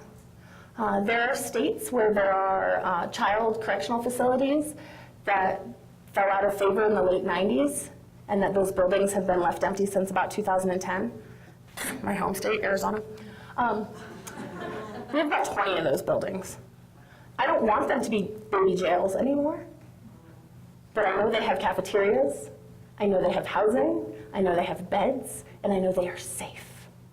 So I can come up with a few good uses for them, right? Let's start looking. Where are our resources? In Massachusetts, where the child sex abuse scandal really hit the church very hard, there are hundreds of Catholic churches that are empty. And many of them were formerly convents and formerly schools. They're going for sale for very cheap. Can anyone come up with a really good use for them? I can. We need to start looking at those things. We also need to start looking at where we address victims and how we identify them. There's a pretty cool effort going on in Indiana, where they hosted the Super Bowl 2 years ago, and the AG's office there took a really sincere look at trafficking. And one of the things they found was that they were starting to identify victims years after their victimization. So let's say a 25-year-old who has moved on with her life, has 3 or 4 kids, says, oh yeah, from the time I was 15 until I was 22, I was trafficked. How do you work with that victim? Do you say, oh my gosh, come with me, let me bring you to the shelter, move you out of your house, where we can put you in this little white room and fill out pages and pages of intake forms, right? That's not gonna work. But yet she probably still needs services. So I want us to think creatively about how we deliver services. There's an organization in Indiana that has started thinking about using daycare centers as intake locations for legal services and victim services. Because 1, you've got daycare right there.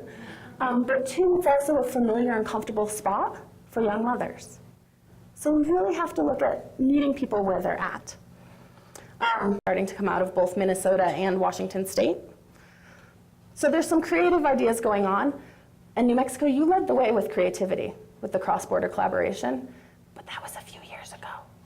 So you gotta do it again. We need some more inspiration, okay?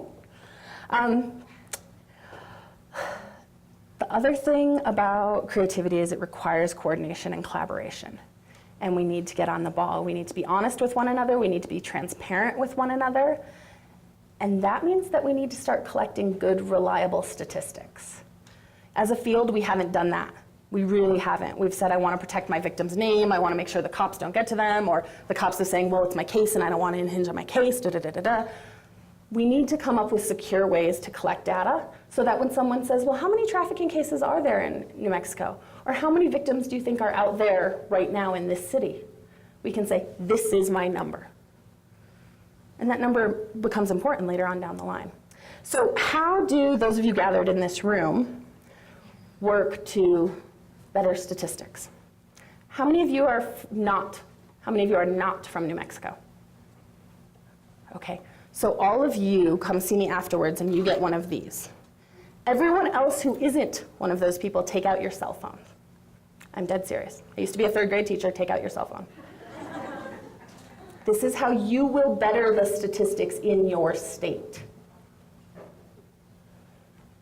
I see 3 people who didn't take out their cell phones. Oh, she knew that I saw her and she held it up. She already had it in her hand. I will come up to you afterwards. Okay, you're entering this number in your cell phone. 505-438-3733. Again, 505-438-3733. That's your state anti-trafficking hotline. The more numbers and calls that this hotline generates, the better your statistics and state standing on anti-trafficking will be. So don't just see this and be like, oh yeah, that's for victims of trafficking. I put a poster of it behind my desk in my office. Put it in your phone, because when you're walking down the street and you see that young girl in her white sweatshirt with her backpack, every time a car slows down, she looks at it, you'll be able to do something about it. Okay? Use that number. For those of you not from this state, I will give you the national hotline, because that is also an amazing resource, and you'll get a cool lanyard so you never forget the number. And then I expect you to call it all the time. Okay, so creativity. We need to start thinking creatively, and we need to start being accountable and building good statistics so that our creativity doesn't look like finger painting, but it instead looks like Picasso. How do we be creative, and how do we start to know what our resources are? Because remember, I said creativity is using what we have to find what we need. That's really about building the networks. And that's about not just knowing who's in your network, but really, truly being able to say, okay, what do you have to offer? This is what I can put on the table. So again, I want you to turn to the person next to you, tell them where you're from, and what your organization or you as an individual has to bring to the table for this movement. Okay, so like I said, the obvious one is my third piece, which is rights, and actually looking at rights. And that means looking at your state legislation and saying, what have we done to help victims? One of the coolest things about anti-trafficking legislation is that it started out as a victim-centered approach.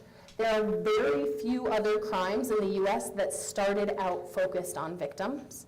We have to live up to that legacy and continue to look at how we're providing services, how our laws affect victims, and how we work to proactively prevent further victimization, okay?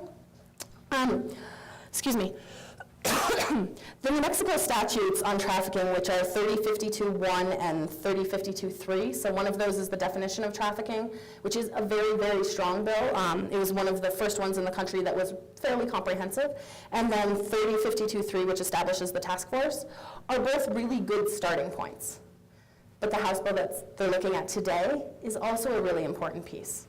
It's a really important piece as far as getting awareness out there, getting the resource of the hotline out there. But it's also important because we have to keep putting this issue in front of your legislators. You have to keep being that greasy, squeaky wheel and saying, hey, remember how I came and bugged you about trafficking last year, Representative? I'm back, and guess what? I still care about trafficking. Because it's not just going to be the hot button issue. We don't want it to just be the sexy right now issue, because those of you who are here in this room are truly committed. You're here on Valentine's Day instead of in your office making little Valentine's heart and giving out conversation candy, right? You're truly, well, for me, that's a big sacrifice. So you're truly, truly committed to this issue, but you do feel that if 5 years from now no one's talking about this and your legislators don't know the definition of trafficking, we will have failed. So we need to keep putting trafficking in front of our legislators. I do have to recognize, and this is my own moment of humility, that being able to work with Maria Sanchez-Gagne for the past few years has been phenomenal. Looking at both her and Lynn Sanchez, you guys have some amazing leaders in this state. You have people who have been willing to be resources, who you can turn to and say, okay, where do we go next? What have we done so far? What can we do better? You really have amazing resources. New Mexico is always considered this small state and sort of this little eccentric side place. But you know what? You could be a powerhouse. When it comes to how we nationally look at trafficking, you could absolutely be the leaders. And I think looking at your legislation and creating some comprehensive legislation requires that. For those of you who don't vote, shame. For those of you who do, read your laws. Read the current legislation on trafficking. Look at proposed bills. Take half a day and learn how to read proposed bills. It's tricky, it's hard, it's legalese, but you know what? Putting those 4 hours in will mean that you become a policy nerd for the rest of your life. Because you'll look at bills and be like, oh my gosh, okay, so this looks like it's just a pro tem bill, and this one's just a place saver. And you'll completely geek out on it. It's even better than Game of Thrones, I promise. I promise. Okay, so looking at legislation, nationally, there are two organizations that go through every state and kind of grade where you're at in comparison to other states. One is the Polaris National Human Trafficking Resource Center, and they look across the board at all forms of trafficking and look at state legislation, victim response, all sorts of different things to come up with a grade. That one for New Mexico hasn't been redone in a few years, but you're at between a C and a B. That's pretty good. Most states are between a D and a C. Then there's Shared Hope, and they look specifically at legislation around child victimization in sex trafficking. And I'll have to say that that is really taking a microscope to a very small piece of it. But when we look at it, New Mexico gets a D. And they have a pretty good point. Where there is felony 1 and felony 2 charges to some situations of trafficking, the number of times that those have actually been charged and followed through, and the actual support within law enforcement, and not at a state level. Your AG's office does a great job of supporting it. APD does a great job of supporting it. Santa Fe Police does too. But what's happening in Las Cruces? What's happening in, any of those towns, Madrid, any of those places? We need to start looking across the board at how well those laws are being enforced and how many of those law enforcement officers really recognize a victim of trafficking, okay? So that's a big step. So I talked about humility and creativity and rights and make sure that we have rights for victims and rights for us as a community to take action. I have 2 more requests for you. One is to again turn to the person you came to, you talked to earlier, sorry, and tell them why you showed up today, because I don't want you to forget that. Why did you come today? So, getting into the afternoon here, our first speaker, we're very happy to have Maria Sanchez-Gagne. She is the Assistant Attorney General at the Office of the New Mexico Attorney General. She's Director of the Border Violence Division. She's conducted numerous trainings for law enforcement personnel, social workers, and prosecutors throughout New Mexico and Mexico, covering areas pertaining to human trafficking and international extraditions. Ms. Sanchez-Gagne was instrumental in drafting New Mexico's first state human trafficking law. In addition to prosecuting New Mexico's first human trafficking cases, the Border Violence Division also provides human trafficking awareness through media campaigns, as well as through the development of statewide anti-trafficking work groups, which have established partnership between law enforcement and victim service providers. I know we've had the honor of working closely with Maria over the last few years, and I feel like the work that's being done through that partnership is much more effective than I could have ever hoped for. So let me bring Maria to the stage, please.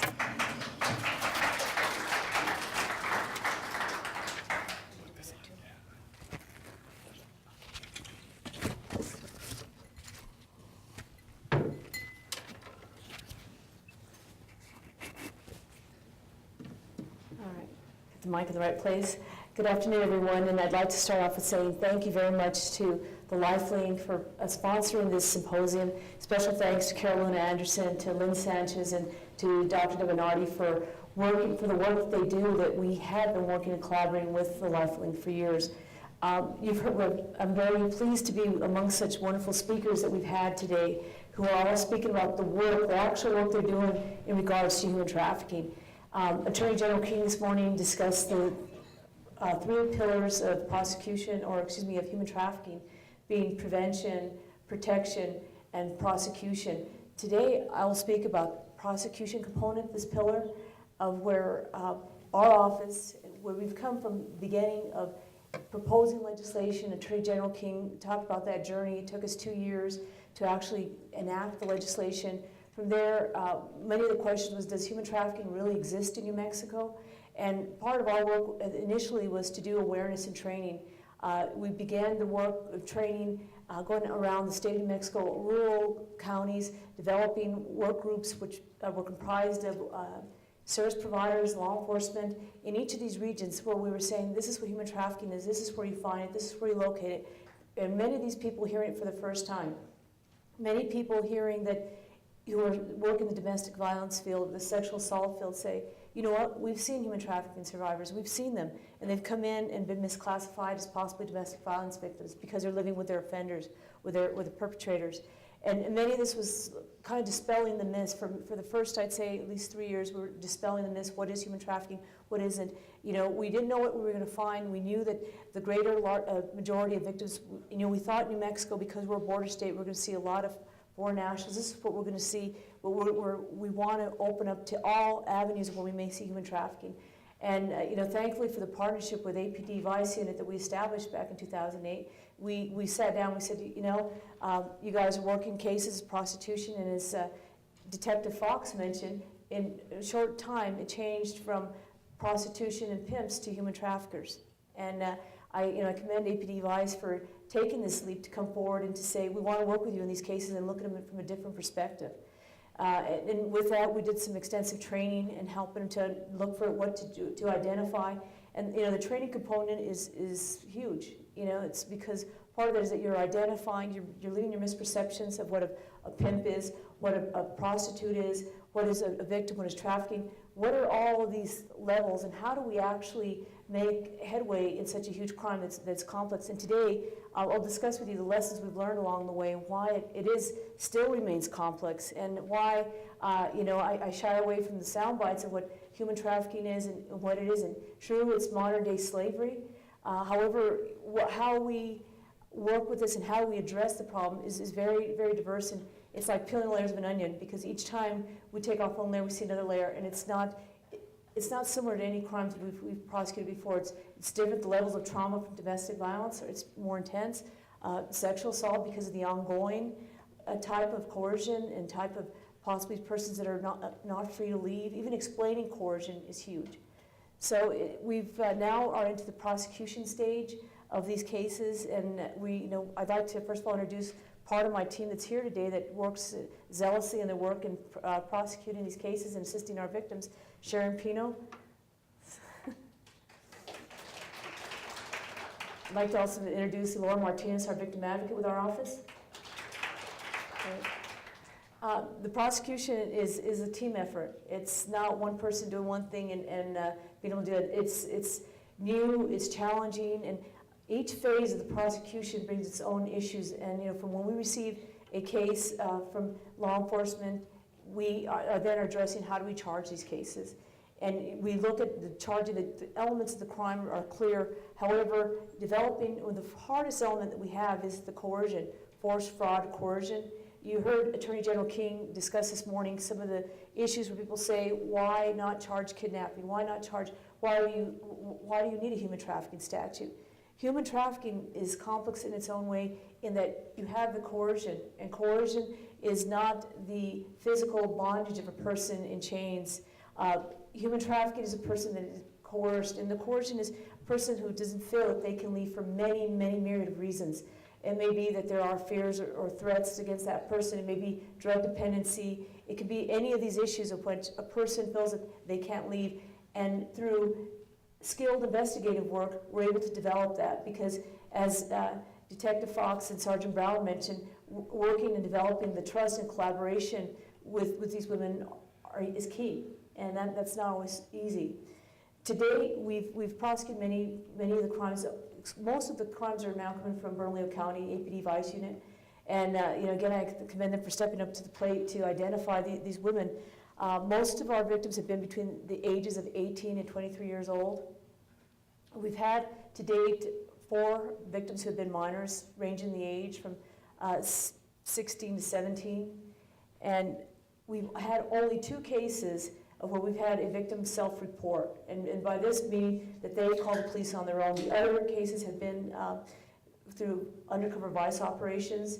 The 2 self-reporting, one case Attorney General King discussed this morning, a young woman who traveled from North Carolina, met someone over the internet, was paid for her transportation to come to Albuquerque, never been to Albuquerque, was kept in a home for approximately 7 days, and at one point when the traffickers, 2 of them, weren't around, she actually fled and went to the neighbor's house and called the police, called 911. So this is more the exception. The other young woman that escaped was when she was alone going on a date to meet a trafficker. She stopped in at I think it was a Carl's Jr. and called the police and called for help. She called 911 and called for help.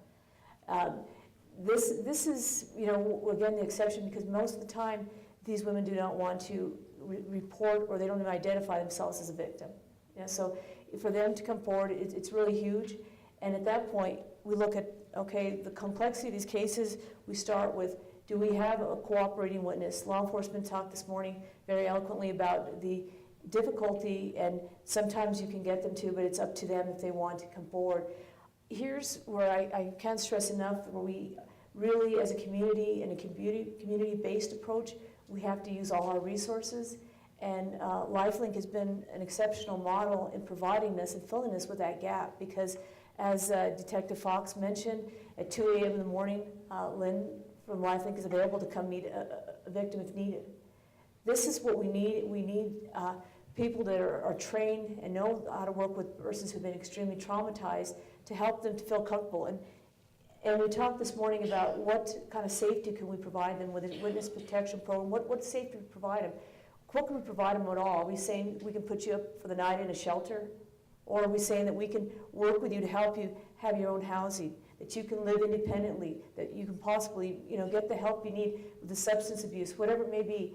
Can we make those offers to those people if we don't have them in our community? This is probably the most important thing that we can do to help these young women feel that they have a chance outside of the life of trafficking. This is what they need. And, the level of the trauma, the mental health issues, the homelessness, Mayor Costa spoke about that. These are all the components that are integrated in our community and where we've seen the potential victims, but are we really addressing how we get them stabilized? And, I'm a prosecutor and, we prosecute the cases, but why do we care about these, the stability of these witnesses? Because they are our witnesses, they are our case. And it's important we care from a human perspective. It's a human rights issue, but we also know that if we're going to prosecute these offenders and punish them, we do need our victim to be stable. And LifeLink has been incredible in helping us with that. We've had successes in our cases because we've had our witness victims able to testify. They've been stabilized through housing, through counseling, through therapy. All of these things that LifeLink integrates in the community helps them be stable so that they feel secure and safe. That, I remember one day one of our victims coming in, she was still high on heroin, and she was hardly coherent, wasn't able to even really speak with us, and this is her first interview with us.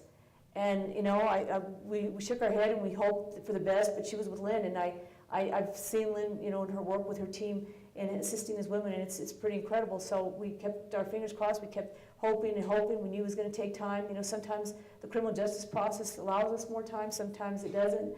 And I'll talk a little more about the rigors of the process for these young women. But today she's ready to testify for trial.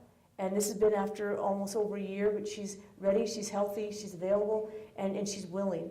And this is incredible, and this is no small success, because when you think about where these women are coming from, the trauma they've endured, even possibly prior to being trafficked, there's been prior abuse, prior trauma, to the trauma that they're experiencing while being trafficked. And the traffickers are very keen to know that they are targeting vulnerable victims. So they look for those that are homeless, those that have a substance abuse problem, those ones that are, truant at school, that are dropouts, that don't have anything, that don't have a home.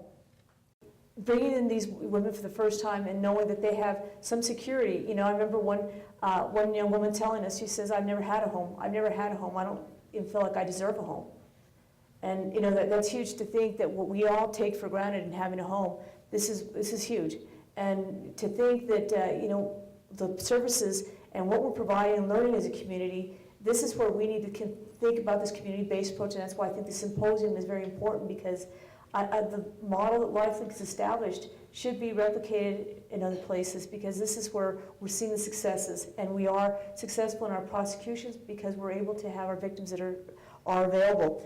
And we think the victim cooperation, law enforcement has the hardest job really on the front end when they meet these victims. And so far, of course I say women because all of our victims have been female to date. They're fearful. They are afraid. They're ashamed. They're ashamed to admit that they've been trafficked, that they've been in prostitution. They don't trust law enforcement. They've been brainwashed by their pimp to say this or that, or to take the rap, and that the pimp will bond them out in a few days. They're fearful. They also know they have nowhere else to go. This life with the pimp who tells them he loves them may be better than the life they came from. And that's really hard for us to imagine, but it's true. And so when we start to think about how could they, or why can't they just leave, you have to really, really think about where their life situation is and how they've come to be in the situation that they are. And many times it's the prior abuse, many times they've never had anything else, and the trafficker gives them, whether through beatings, through control, through any of this, convinces them that this is all they have and this is love. And for them, they believe this is love and this is okay with them because they never had anything better than this. And it's really rather fearful when they want to branch out on their own, live on their own. How do they get there when they've been controlled? And I believe Katie talked about choices. It's real important that they now in their life have choices to make. And the choices are really huge because for the first time in their life, they may be making choices. And this is really important, and why training in law enforcement is very, very important, because we want to build the case as large as we can. We want to look for as many other crimes that are involved as well, in addition to human trafficking, on the chance that one of these victims may not be able to make it through the prosecution process. What other crimes can we hold this offender on? You know, do we have any of the financial crimes available? You know, right now, as Detective Fox mentioned, a lot of these crimes are being conducted over the internet. Backpage is huge.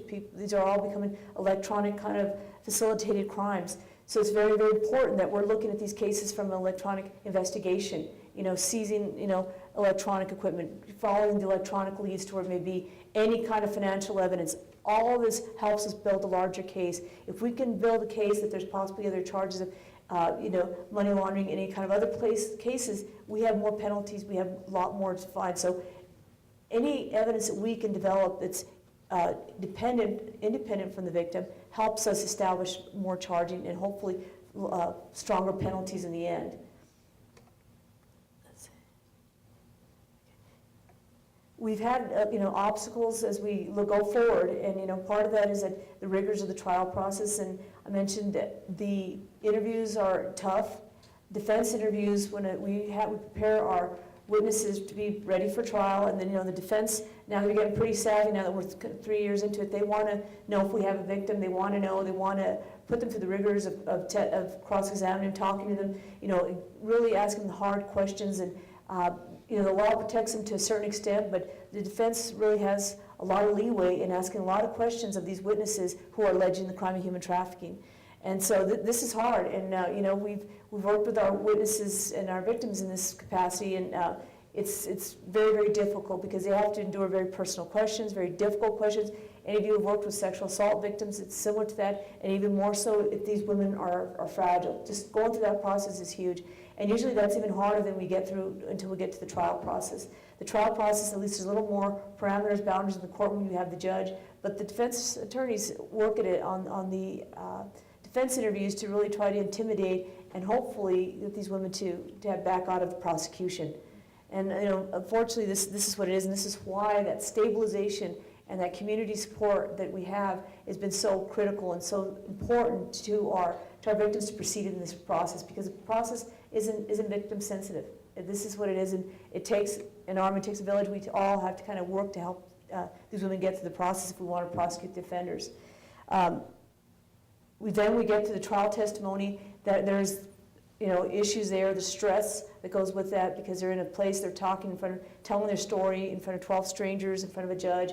They're telling you know, the story that is painful to tell, but they're telling strangers again. So they have to tell their story over and over again. And as Katie mentioned this morning, we put them in a box and want them to tell their story. When they've gone through the criminal justice process, they've had to do that more than once. And that's, it's difficult. If we think about some of our most embarrassing moments and we have to disclose that 1 time, 2 times, 3 times to strangers, you can imagine how hard and difficult that really is, particularly to someone who's been through an enormous amount of trauma. Education continues to be very, very important as we go forward in the trial process. We know our judges need to be educated. We know our jurors need to be educated. Continue on educating what human trafficking is and what it isn't. There's still the people using the word prostitution, human trafficking interchangeably. It's not the same.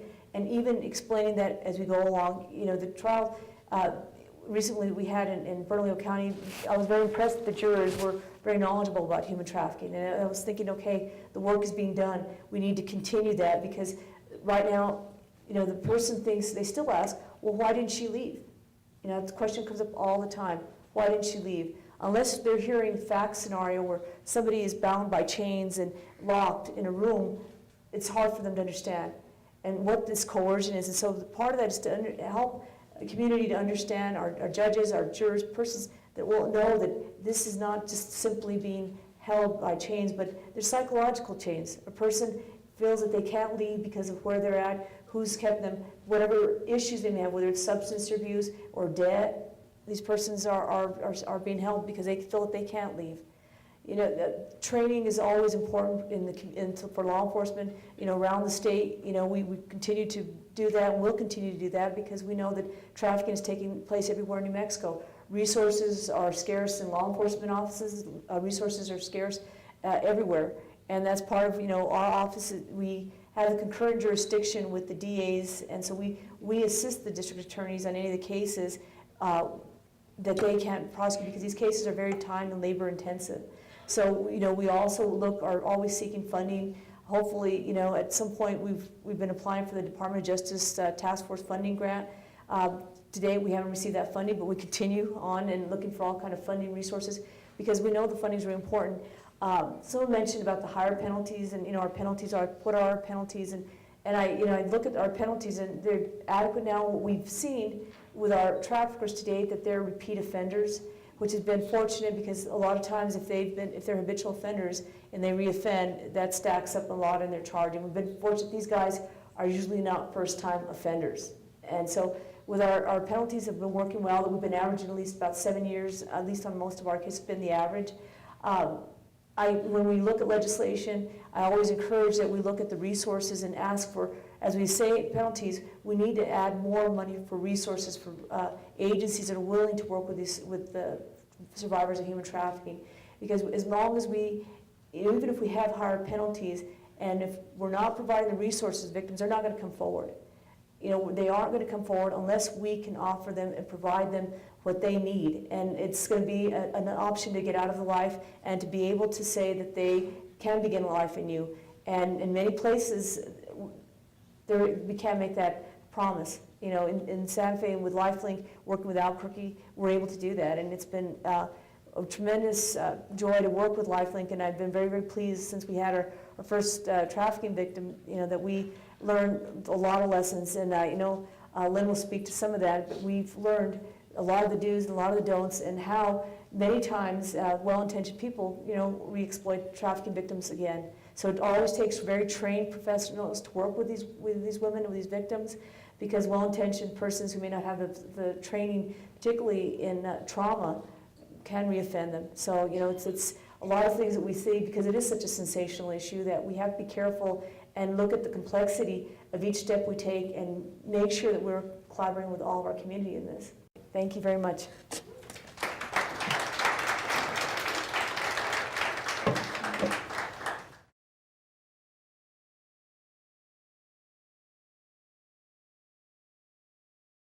The primary thing that we're seeing, though, and working with, as you've heard a few times today, is complex trauma, PTSD. That is the #1 diagnosis among the human trafficking population. So I want to talk a little bit about trauma. Trauma is it's something that we're coming to understand more and more over time. It's been around forever. We've recognized it forever. It's what they called shell shock or battle fatigue. All these old terms over the 20th century.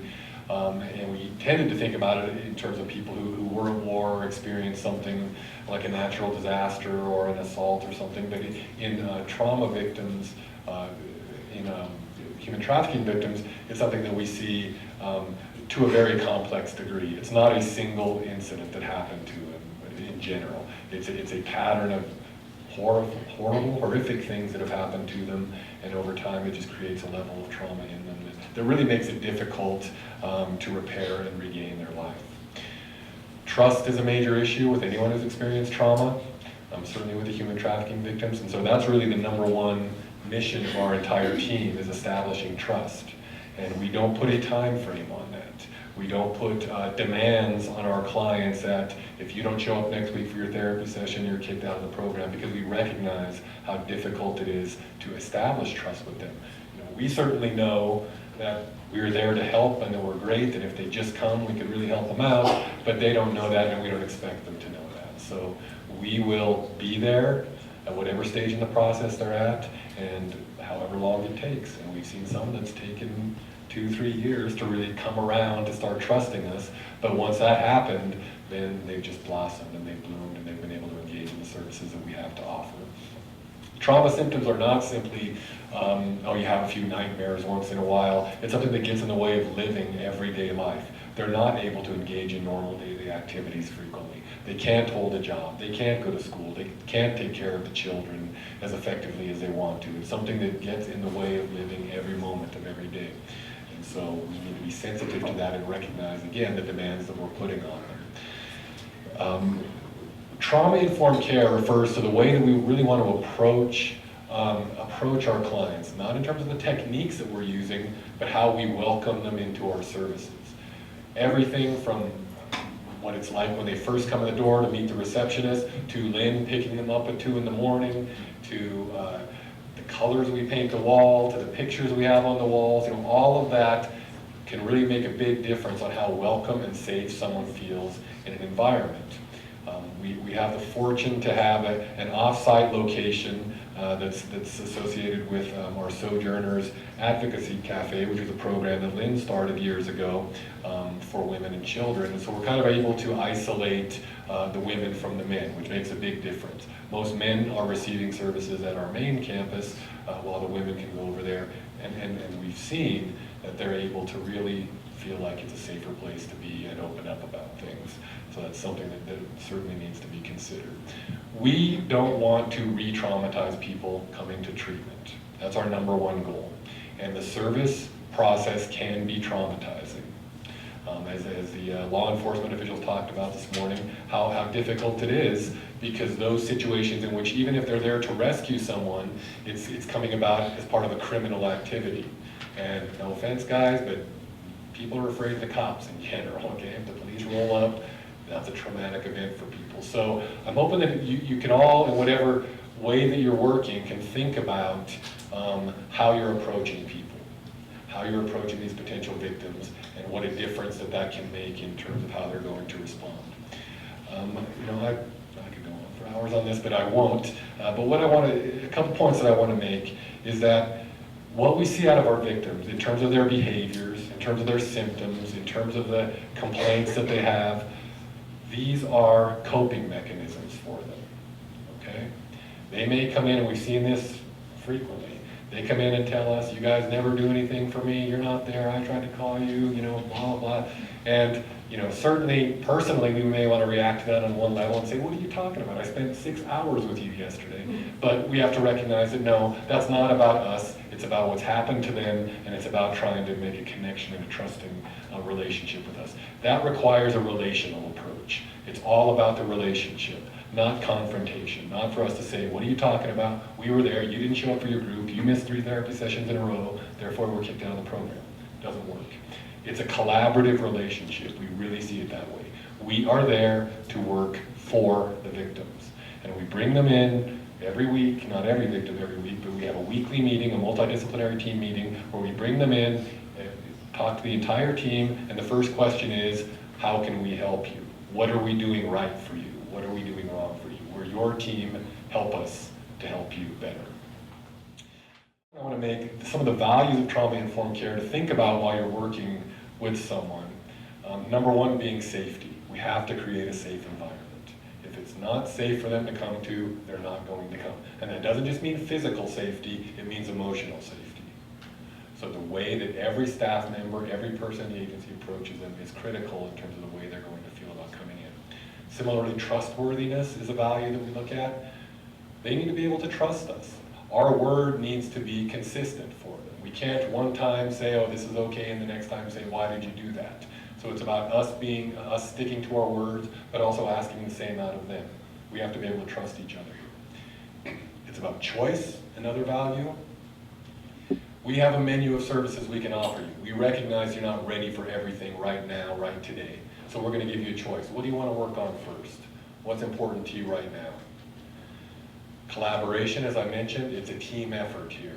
It's not us, I'm the doctor, I'm telling you what to do, I know what to do. It's not about that. You tell me. Because the coping skills they learned out in the streets, the coping skills they learned while they were being trafficked simply to survive, are things that we can use toward their treatment. They have strengths coming in. They are not broken individuals. They're not hurt individuals. They're not damaged individuals. They have a lot to offer, and we need to be able to listen to them. And the final value being empowerment. That's the goal of our program. We want to see them become empowered and be able to advocate for themselves. And we've seen marvelous success with a few of our clients who can go down and advocate for themselves to the point that people just give them whatever they want because they suddenly have the self-esteem and the self-efficacy they need to get what they need. I'm done. I'm going to pass it on to other team members, and we'll start with Lynn. Hi, so I am the outreach specialist for the LifeLink. I've been fortunate enough to work with the LifeLink for over 6 years. So when we first started working with human trafficking victims, My job was to right away try to establish a rapport and a sense of trust with the victims. And I think we had everything in place to make this work successful with victims so that we were able to stabilize them. And also, we didn't really have a place to put them when we first picked them up, so we were scrambling to try to figure out how to do that.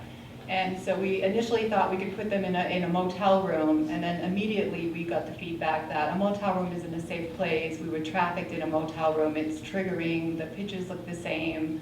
The bed looks the same, things like that. So we were able to try to get people in the community to come and help us out, and we found a landlord who would give us an apartment that we could use as a trauma apartment. Our goal was to really make a trauma house that we could build and staff and have close to the LifeLink services, but that hasn't happened yet because it's a pretty expensive project. While the victim is in, and we do use the word victim because, as it's been said before, the detectives talked about it, the victims do not call themselves a victim. They don't believe that they're a part of it, that they were a victim of a crime. They think that they're the criminals, or they think nobody cares about them. They think that they're somehow just a really bad person because these are the things they've been told by their trafficker. And so the number one thing that we start doing right away is to dispel that notion, in their minds, and let them know that there is something on the other side of this experience, the experience of trafficking that they've gone through. There's hope for a life, a whole life. There's housing, there's counseling, there's case management, there's benefits under the state statutes, there's all these things that they need to help build a life. We used to call it restoration and aftercare, but we found out through the last several years that sometimes there's nothing to restore them to. They never had anything. They never had a home of their own. They never had a family connection. So we work on, and we tell them, sometimes your only safe people are going to be your treaters, and we try to really make sure that we deliver that for them, and we listen to them, and we listen to what they have to say and the feedback, and we tailor our program around that. So part of, we started the 505 Get Free line because through the years that we were working with the victims, most of the contact, especially in the first 72 hours, was via text. And so maybe within a few hours after leaving a victim, say in the apartment, and saying, okay, if you need anything, call me, my phone would start lighting up with all these texts, and sometimes just a simple, are you out there? And then you say yes. And that's comforting, and they know, okay, I'm not just in because Santa Fe is a different city for most of them. Most of them have been trafficked from other states, through Albuquerque, picked up in Albuquerque, and then brought to Santa Fe. And that's where they're going to rebuild their life. And so far, every single one has wanted to stay. They stay because they have the safety, they have the treatment that they need to go forward in their life, and they feel really supported to do that. So we do. So I mean, that's really the most of what I do is the outreach. So I respond initially on the trafficking line that we have. It's not just a crisis line for people who might be trafficked. It's also an information line. Okay, I'll leave that to Justin. That's going to be his talk. Sorry. Organized, yeah. Actually, we are pretty organized, though. So again, I just want to say that it's really wonderful to work with victims of trafficking, but they're not really victims of trafficking. They're human beings who have trauma issues, they have mental health issues, they have substance abuse issues. They're human beings who are very exploitable, very vulnerable. They also have a lot of resiliency, and that's what we are. We're a strength-based program, we're a rights-based program. We don't want to just put them in a place and lock it down and say, we're keeping you safe for your own good. We're going to make decisions for you because you can't keep yourself safe. And it is difficult, it's very challenging, especially for the first few months. They have what we call a broken danger detector, and so they can't make good choices for themselves at first, oftentimes. And also they tend, because they are so exploitable and so vulnerable, they seem to attract the most lethal predators that are in our communities. And it's not just in Santa Fe or in New Mexico, it's wherever they are. Predators are really good at spotting weaknesses in people, and they prey on them. And a lot of the work we do with them is to help them set good boundaries for themselves and stay safe. Okay, and I'm going to turn this over to Justin. Oh, nice. Okay. Okay. So I'm Justin. I work in our Albuquerque office. I'm an outreach specialist. I work in the Albuquerque community. So I was going to talk to you guys about the hotline, which Lynn already began, but most of you guys here have already heard about 505 Get Free. For those of you who haven't, it's a call and text hotline to anonymously report human trafficking. The phone rotates between our entire team, and it's available 24 hours a day, 7 days a week, in both English and Spanish. It's not only enabled us to find victims of sex trafficking, but also of labor trafficking, as we receive tips from potential victims, law enforcement, community members, service providers, medical professionals, and researchers. It's made us cognizant that there are several different forms of trafficking present in our state, and that each victim relies on different forms of treatment. It was initially began by Resolution 2013-42. It not only provided financial support, but also declared Santa Fe a free city. So we received a very strong support from Mayor Koss, and most recently of Mayor Berry. He's been very passionate as well, and has recently initiated an ad campaign in Albuquerque on buses throughout the city. Each new ad campaign has contributed to a surge in calls to the hotline. So this demonstrates the need to promote the hotline further throughout our state, and we call on city leaders to promote awareness of the hotline. As of today, it's run throughout Santa Fe and Albuquerque, as well as the rail runner from Belen to Santa Fe. And it's also on Craigslist, and Backpage recently gave us a free campaign until June as well. I'm confident that everyone in the room wants to see the end of trafficking, so we can achieve that goal by continuing to work together. That's about all I have to say. Thanks, Justin. Hi, everyone. My name is Nick Palmisano, and I am the Women's Intensive Outpatient Program Counselor at the LifeLink. I did come prepared with some notes, so that's where I'll start. I'd like to thank everyone for attending this important symposium and event. It's so wonderful to see all these faces out here in the crowd, and I'm just really grateful that you're all here today. I've been asked to speak about one particular service at the LifeLink that the LifeLink offers to women who are victims of human trafficking, and this service is the Intensive Outpatient Women's Group, or the IOP. The Intensive Outpatient Group is a service offered to all women with co-occurring disorders, meaning at least one substance abuse disorder and one mental health diagnosis has been established, independent of one another. Utilizing the American Society of Addiction Medicine patient placement criteria, the client is recommended levels of care, for example, residential inpatient, intensive outpatient, day treatment, etc. Most clients choose to be placed into an intensive outpatient program as it allows them choice, the ability to live within their community and not feel imprisoned, and 3, to recover at their own pace in their own time. Our treatment model allows the client choice, as in the choice to continue their use, the choice to reduce their use, the choice to control their use, or the choice to remain abstinent. Many in the addiction treatment field may not agree with this approach. There's always been sort of this back and forth with harm reduction or the 12-step model, the Minnesota model, and what we have come to find is that really meeting the clients where they are, not telling them, listen, you're powerless over alcohol, you're powerless over your addiction.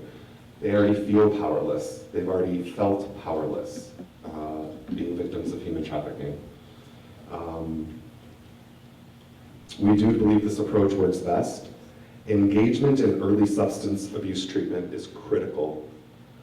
And oftentimes that means meeting the clients where they are in their own journey of recovery. Abstinence-based or 12-step facilitation approaches may not be appropriate. However, some of our clients do utilize 12-step programs and that works for them, and we applaud them for that and we encourage that when appropriate. Particularly women who have often been stigmatized and marginalized within our society, 12-step facilitation or 12-step groups may not be the appropriate first step for them. So I'm not arguing for one modality over another. We're really allowing the consumer, the client, choice. That's very important.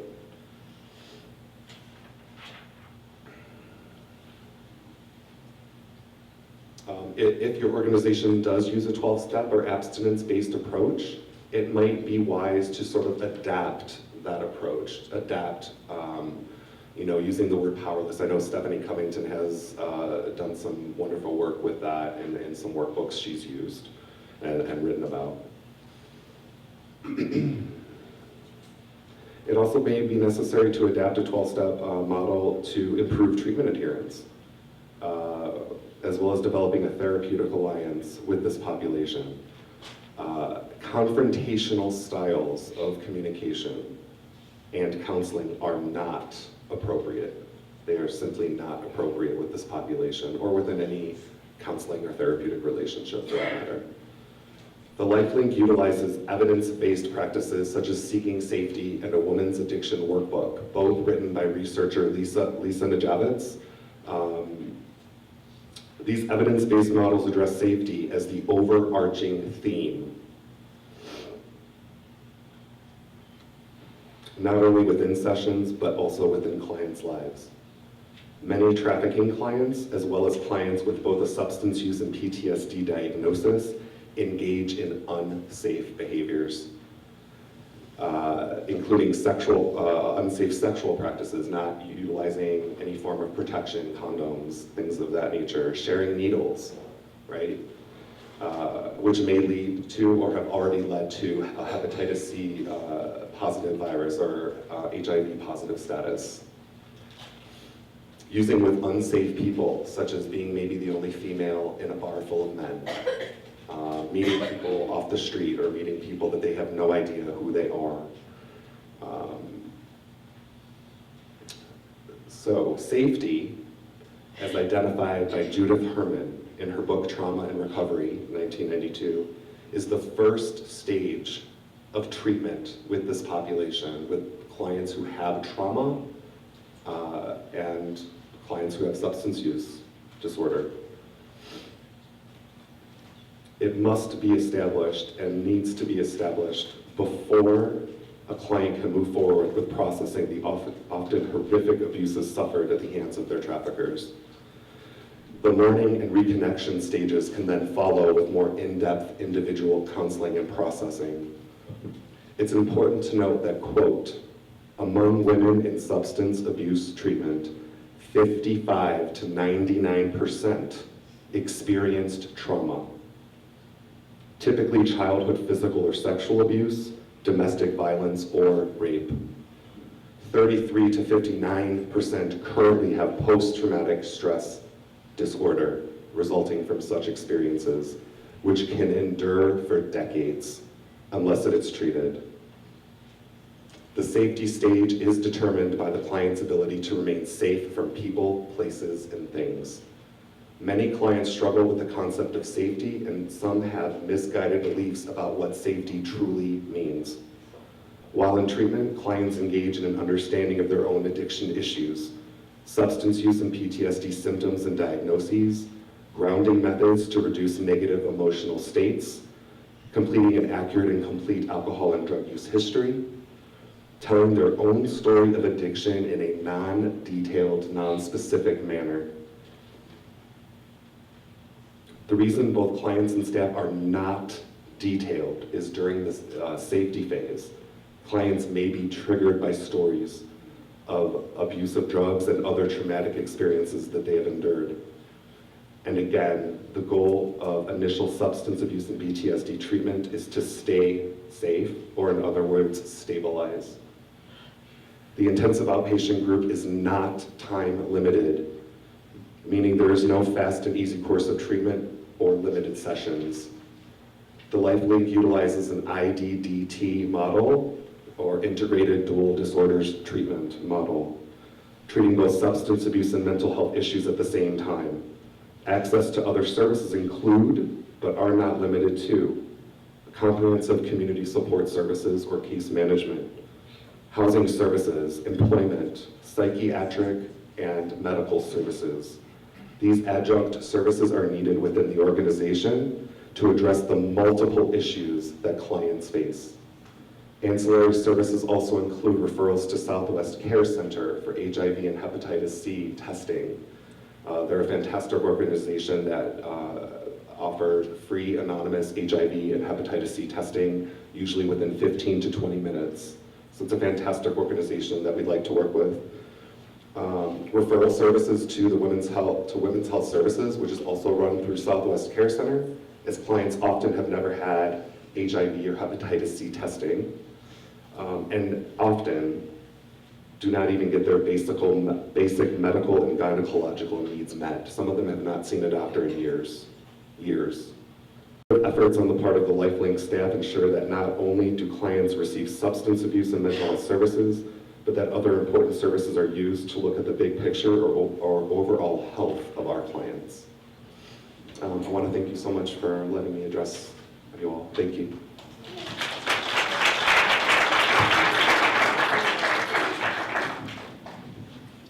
Hello, everyone. I am so excited to be a part of this symposium. My name is Nikki Turner, and I provide comprehensive community support services to the human trafficking clients at the LifeLink. The CCSS services include medical referrals, housing services, benefit coordination with the Social Security income support for general assistance in food stamps while waiting for Social Security determinations for the clients. But I also do developing a trusting relationship with the clients, that way they can trust. So that's what I do as a case manager. Thank you.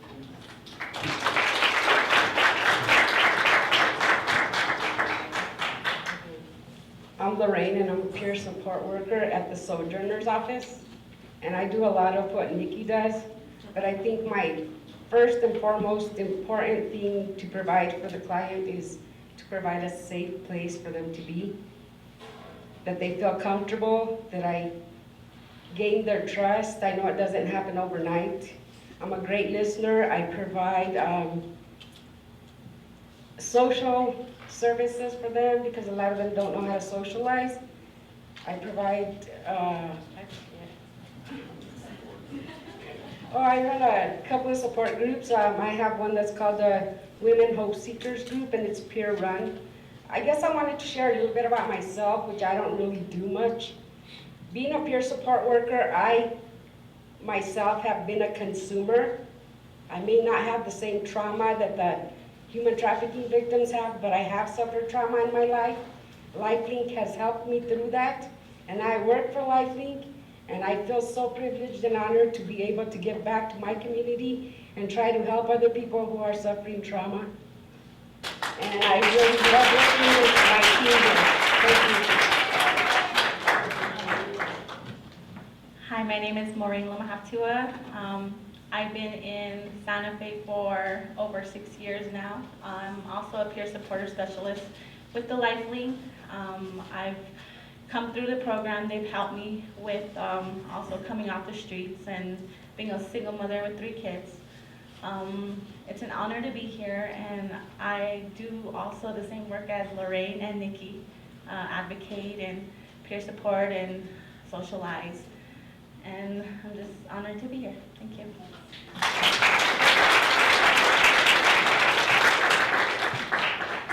I'm really proud of this team. We do great work. They do great work. I get to take credit for all the great work they do, but they're the ones out there doing the work. Having the peer support component is so valuable for the clients. Oftentimes they're coming in, and I've talked a lot about the trust issues, but they feel like they can trust someone who's at least experienced a little bit of what they've experienced in their lives. So Maureen and Lorraine provide just a critical service for the clients. You know, one thing I wanted to say in talking about trauma-informed care is that an important piece, and I think it's an important piece for all of you to think about, is doing this work affects you, okay? This is hard work. These are difficult clients, not in a pejorative way, but these are difficult cases. We see things on a daily basis. We experience things with our clients that are extremely difficult to manage.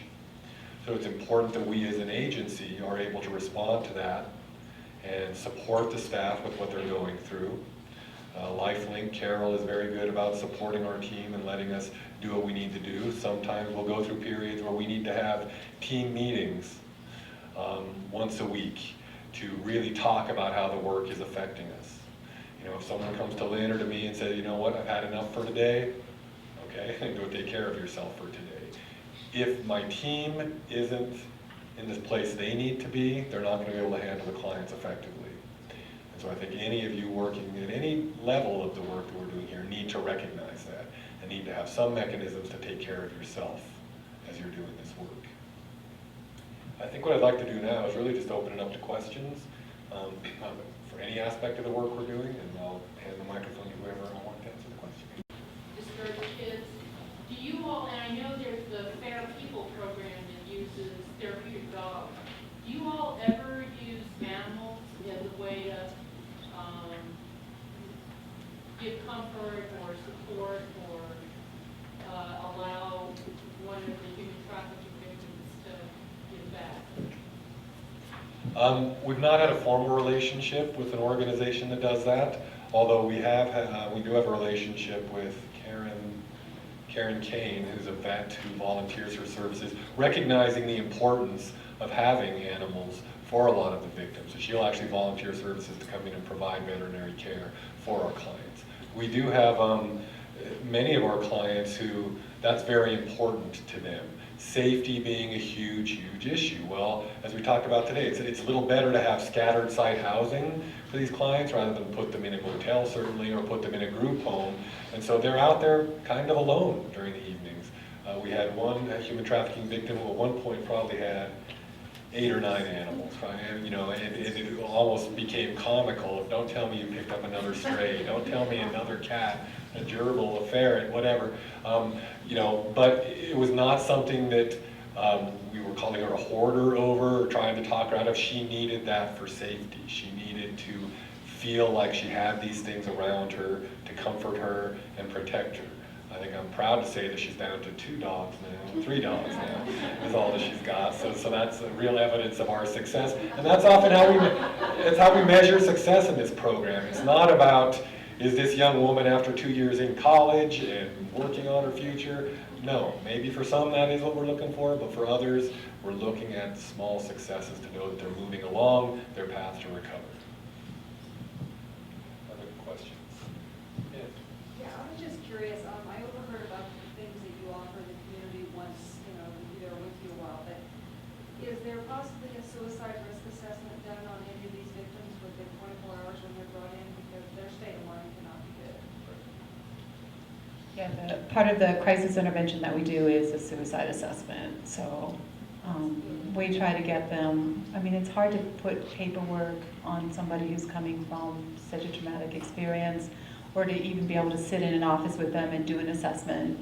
So we kind of just, you know, through questioning and just, you know, yeah, right, get a feel for that. Because suicide rates are actually very high among trafficking victims.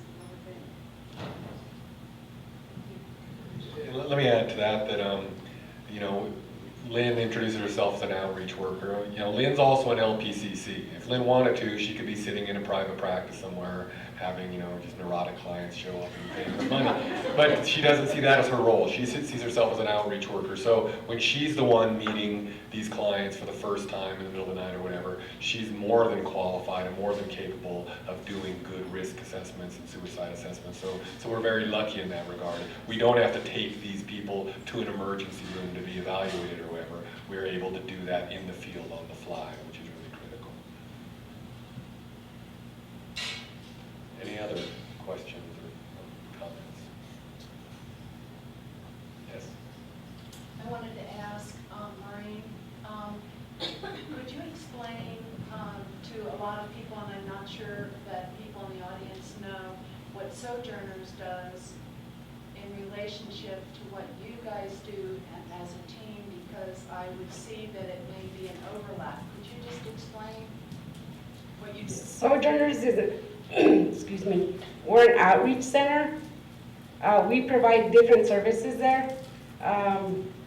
We have computers that they could come in and use, maybe to social media, apply for jobs, which is something that we don't really recommend victims do.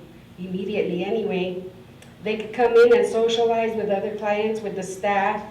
We provide household sustenance, donations. We get a lot of donations from the community. Once they get housed, we help them get furniture and houseware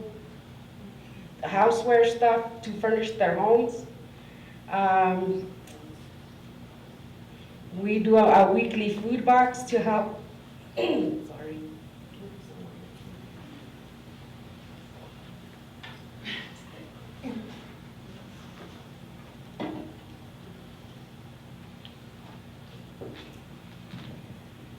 And I got lost, where was I?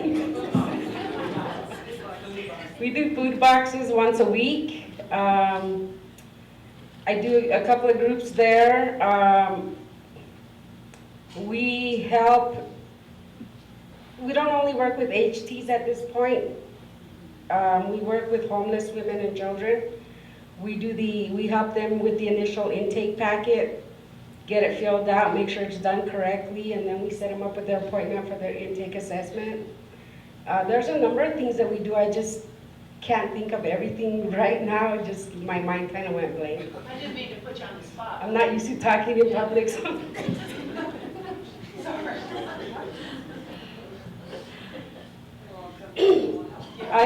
We also pick up donations from the community. When people call and say, hey, I've got a bed, do you guys need a bed? I've got furniture, any kind of furniture or silverware or dishes, pots and pans, all kinds of different things. We also pick all that up and we give it out to the clients. I don't know, am I missing anything? I don't know, hopefully I answered everything correctly.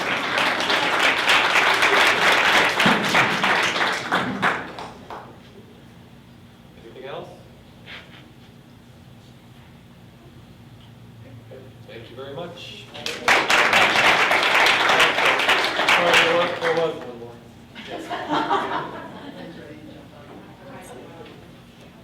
I am Christian Shea. I work with St. Elizabeth Shelter. I'm program manager for Casa Cerrillos.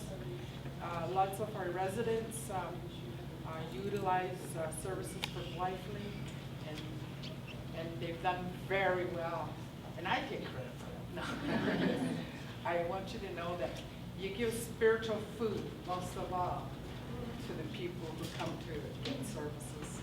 And as a grandmother, I like to thank you. Thank you.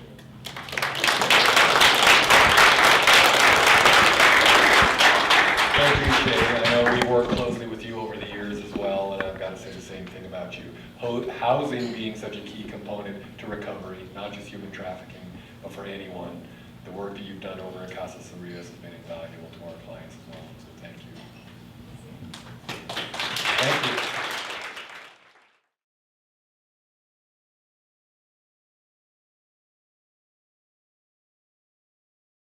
Okay, we're going to get started here real quickly.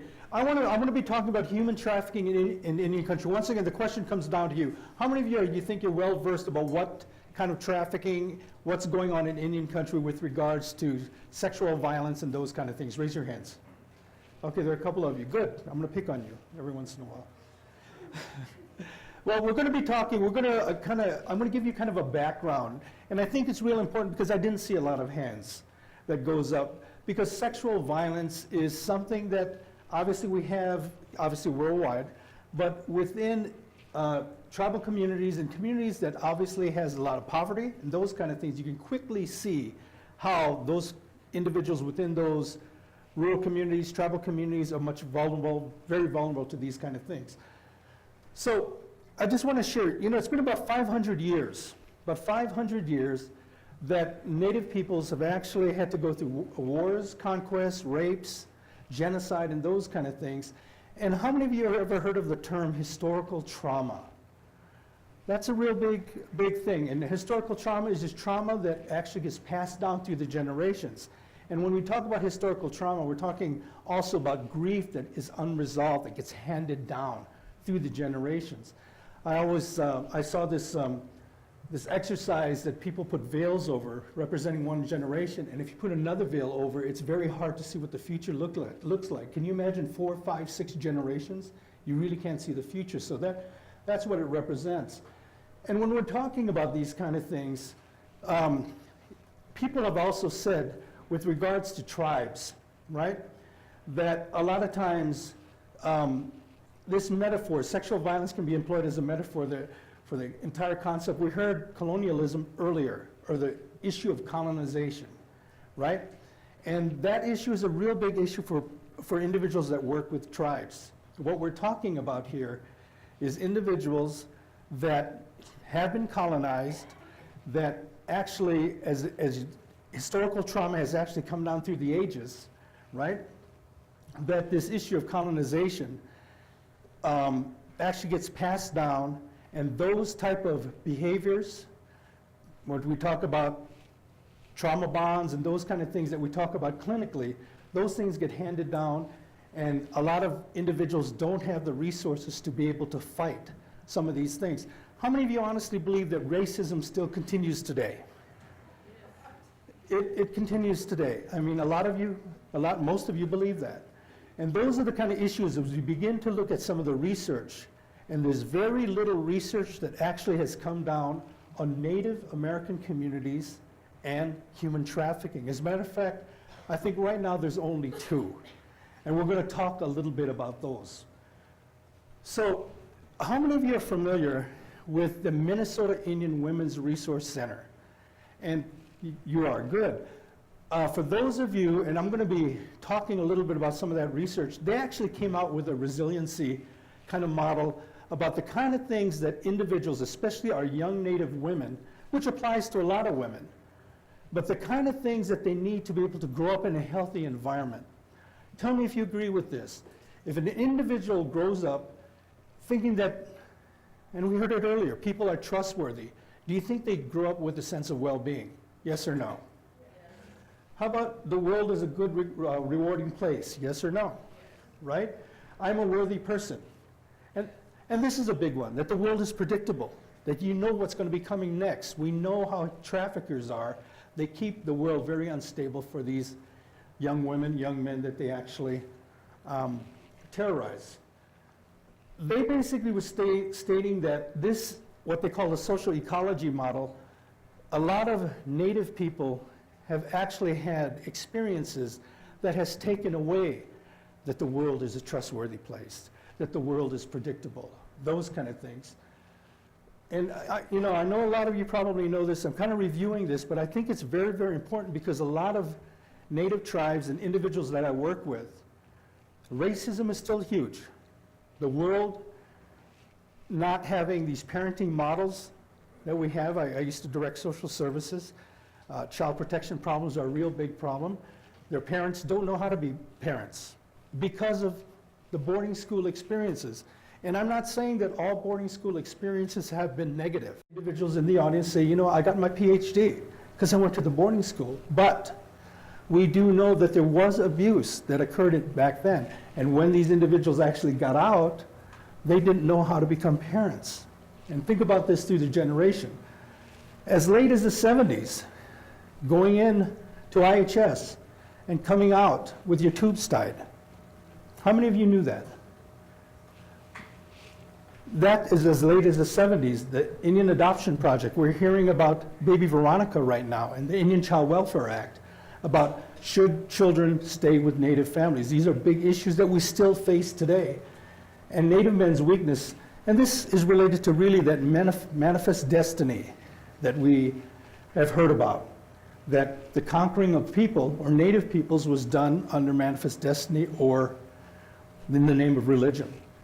So when you're looking at these assaults, you can quickly see that we're talking about a population that, number one, the world is not predictable. Number two, may not have the kind of coping abilities that a lot of people that have resources and those kind of things that might have. And number three, those kind of values, those kind of things that make them stable may not be there for a lot.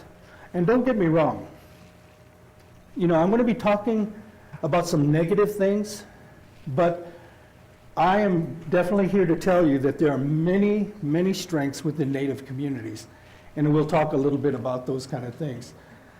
I put this slide up here. We've talked about force, fraud, and coercion. Just the word trafficking, I think, is a big issue, because trafficking is really kind of relates to spatial movement. And that's where we had a lot of the emphasis in earlier years about transnational trafficking coming in. Oh, those trafficking, we don't have anything going on in the United States. Those things come from Vietnam and Thailand and the Russian Federation. But I think they really did us a service when they turned around and really put the emphasis on fraud, and coercion, because that doesn't really mean that you have to move somebody from one place to another place. Although that really does apply for a lot of tribes. Because if you look at Native beliefs, and grandmother, I think, I don't know if you agree with me or not, but a lot of times, I'm a Native Hawaiian. And the land, and when you take me away from my home, which I am right now, I mean, I love you all, but I wish I was on the beach of Waikiki right now, to be honest with you. And Lynn, maybe we can plan on that next time. But we are children of the land. And when we talk about colonization processes, it's very similar to this taking away the rights from an individual. Think about this. If you want to, as you saw the Long March, right, that we know for the Navajos or the Dene, and we know that they marched a lot of Native people east of the Mississippi. And when you think that we're children of the land, or I'll speak Hawaiian, grandmother, I hope you don't mind because I don't know Dene, but we're Kekeoka Ainas, we're from the land. We actually were taken away from where we were. Think about that. Number one, the connections that we had were taken away. Very similar to what traffickers do, right? Don't they take their individuals usually away from their environment?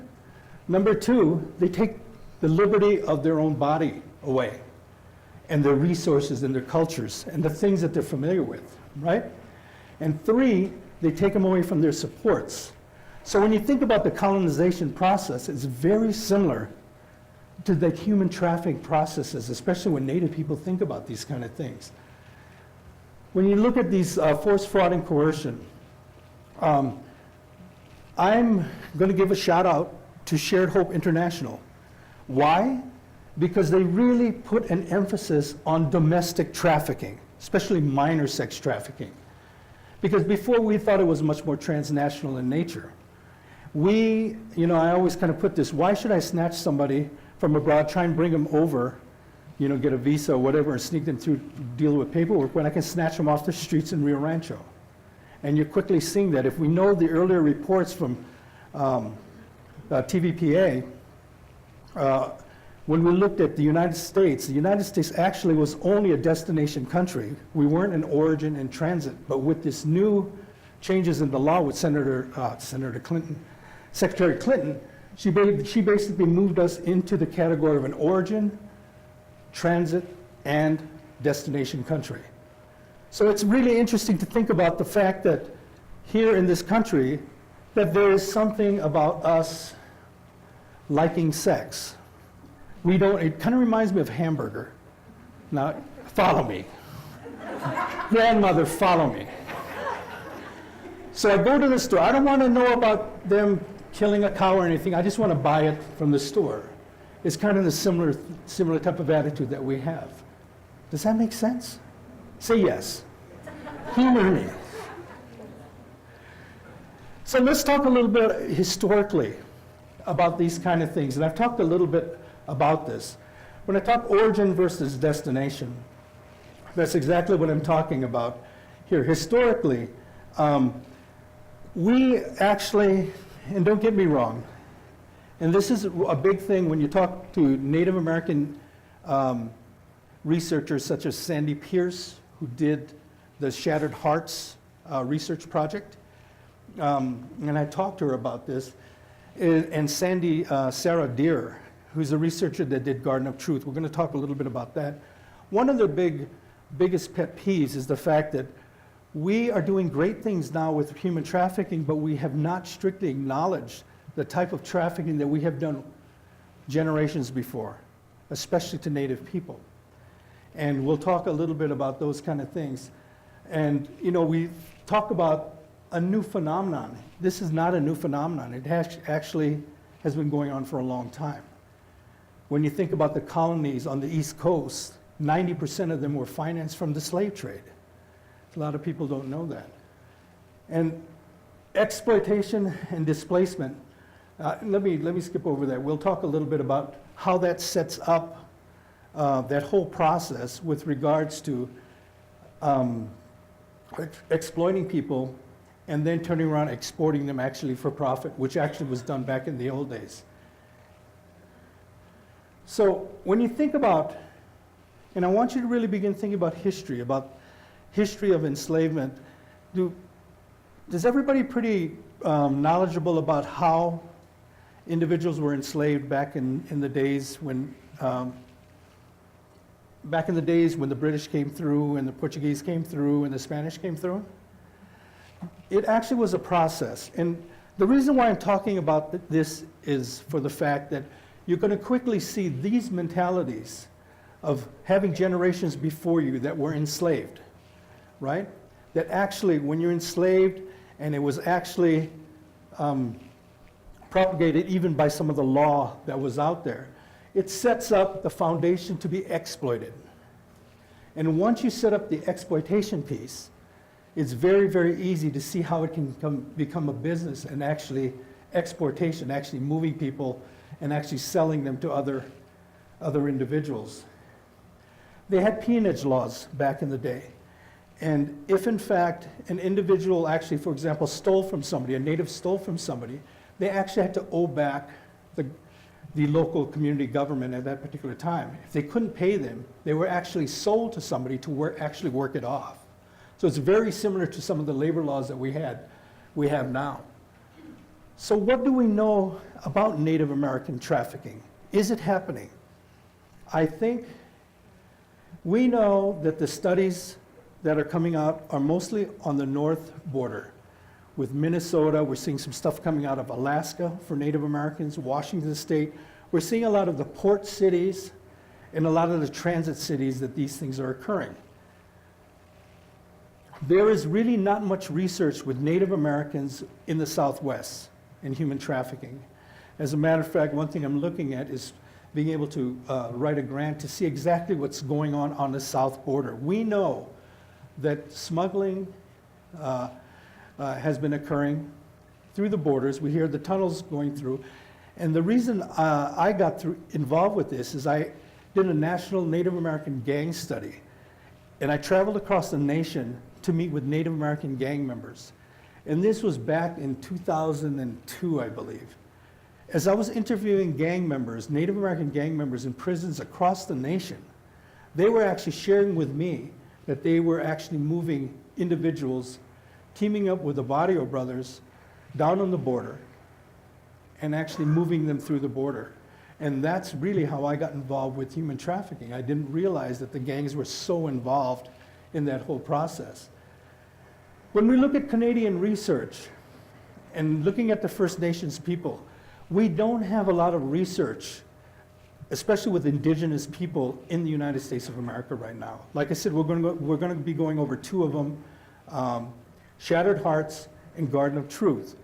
But they've done a much better job up in Canada to be able to work with individuals and have programs, and the government has actually put together a lot of money to be able to support programs, advocacy, those kind of things up on the Canadian border.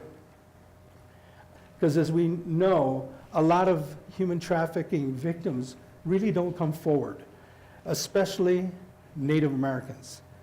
Can anybody tell me why you would think that identified Native American individuals would not identify themselves, much less go back home to the Native communities? And I'll ask you, why wouldn't they identify themselves as a human trafficking victim, much less go back to their tribal community? A lot of it has to do with Shame? Culture? So somehow they're to blame. And somehow they're to blame. And there's this thing called the don't talk rule. You don't talk about these kind of things. Because in Indian country, I'm working in a community right now that primarily this family will not talk to this family because the grandmother dated the grandfather of the other family, and the grandfather dogged the grandmother, and they still don't deal with each other. I mean, this is an example of, it's not like you just meld back into Albuquerque. These things go on and on and on. And there's that shame process that's a real, real big issue out there. So I was up in, where was I at? Maybe Portland. I met with this young lady that was identified, a Native American lady, and you're going to like this story. She actually was sold by her father, and she was sold for 20 years. It originally started with drugs and alcohol sold, and then eventually they actually put her on the streets, and she got rescued. And one of the things that she had told me as a Native woman, she says, you know, I'm sick and tired of people telling me, why didn't you go back home to your family? Why didn't you call your family? Why do you think that is? And it kind of is along the lines of what you just said. Anybody? One would think that you get a lot of support of going back home, grandmother, right? We have a lot of support. But in some sense, the shame and the humility is really, really a big issue. But here's what she told me. And this is just something I'm sharing with you because, as you probably know, is one of the biggest characteristics of individuals that get involved, they do have a child abuse history. Am I correct? So she told me, you know, the bottom line is that I'm sick and tired of people telling me to go home. I rather stayed with my pimp, or I rather have stayed with my pimp, which I did, because I knew if I made my quota, I had a house to stay and I had clothes and something to eat. But what I didn't like was the fact that when I was back home, that 2, 3 o'clock in the morning when they were throwing parties, that I didn't know who was going to come in my room and sexually abuse me. So, you know, that it's hard to hear. But these are the kind of issues that we're dealing with in some of our communities. And at least it was stable there. Oh, just one caveat. I want to let you know she was rescued. She graduated 2 years ago with her bachelor's degree, I believe, in culinary science. And she is now working at a hotel. Isn't that great? So hopefully she hangs on. And, you know, once again, she gets challenged every once in a while, but she says she's leading a great life. So we're going to talk a little bit about push and pull factors. And, you know, if you live in Native communities, sometimes it's rural, there are certain things that you feel that kind of pushes you out of the community, or you want to leave. And these things, as what that young lady told me, is kind of up here. You know, when you get child abuse or sexual abuse that's going on, that will push you out. You'll actually want to leave. Poverty and homelessness. You know, the community I was working with here has a 92% unemployment rate. Is that high? That's kind of high. But that's what they're dealing with. They don't have the capability and the resources to be able to go out. For those of you that live in Albuquerque, you know, I live in Nob Hill, in that area. I used to live in the International District is what it's called? Okay, not the war zone, right? And we have a huge Native American homeless population. Has anybody ever seen that? San Mateo Zuni, in that particular area? That's a big area, and the bunch that's going to be coming up, I think you all walk that area, right? That whole area. Homelessness is a really big thing. And you don't, it's interesting because if you go back on the Native reservations, you don't see those people sleeping out on the streets. They'll do it in Albuquerque, but they won't do it back home. As a matter of fact, Benny Shendo, Senator Shendo had asked me at a subcommittee meeting, why is that? Why is it that they will sleep on the streets there and they won't sleep in the community? And I think, grandmother, the issue of humility and shame and those kind of things were very, very powerful. So there is a disconnection from the community. Some of it may be cultural. Some of it maybe they're not involved. Not as involved as they'd like to. Or maybe they don't understand some of the culture. This is a big one. One of the biggest things that we got, even with our young girls that were joining gangs, much less doing other things. they had a lack of what we call recreational education job opportunities.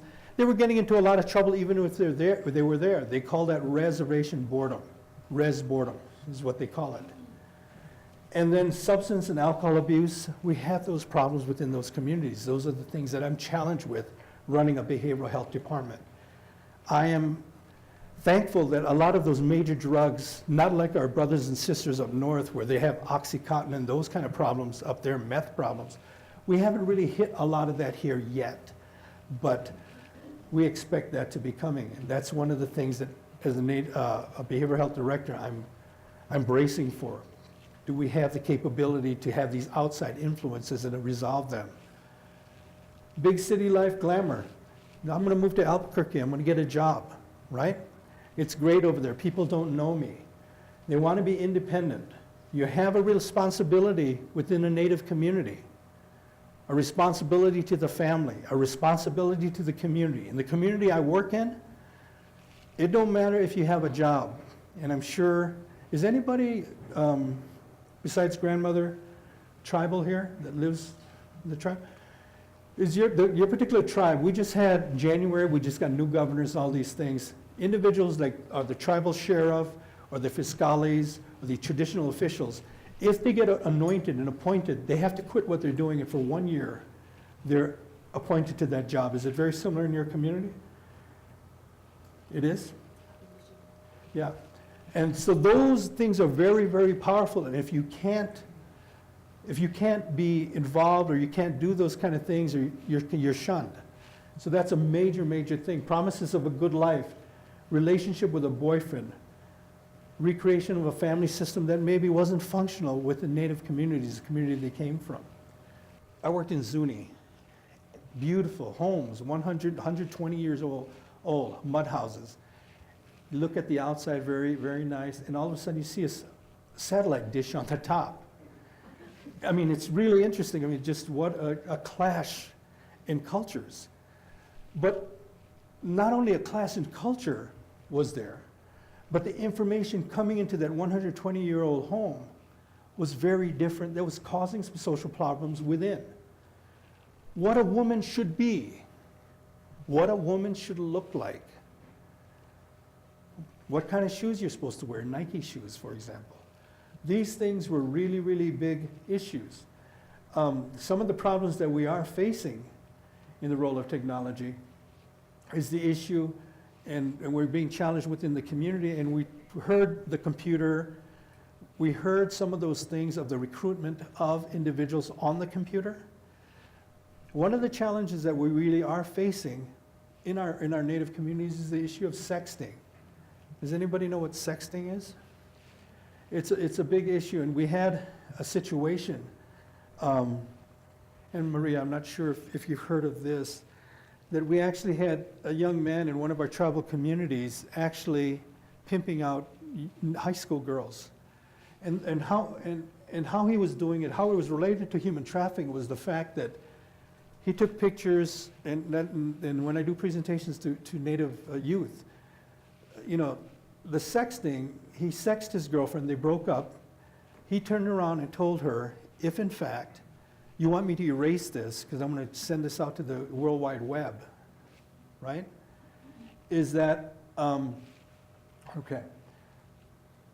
I'm going to, you have to come to this party tonight.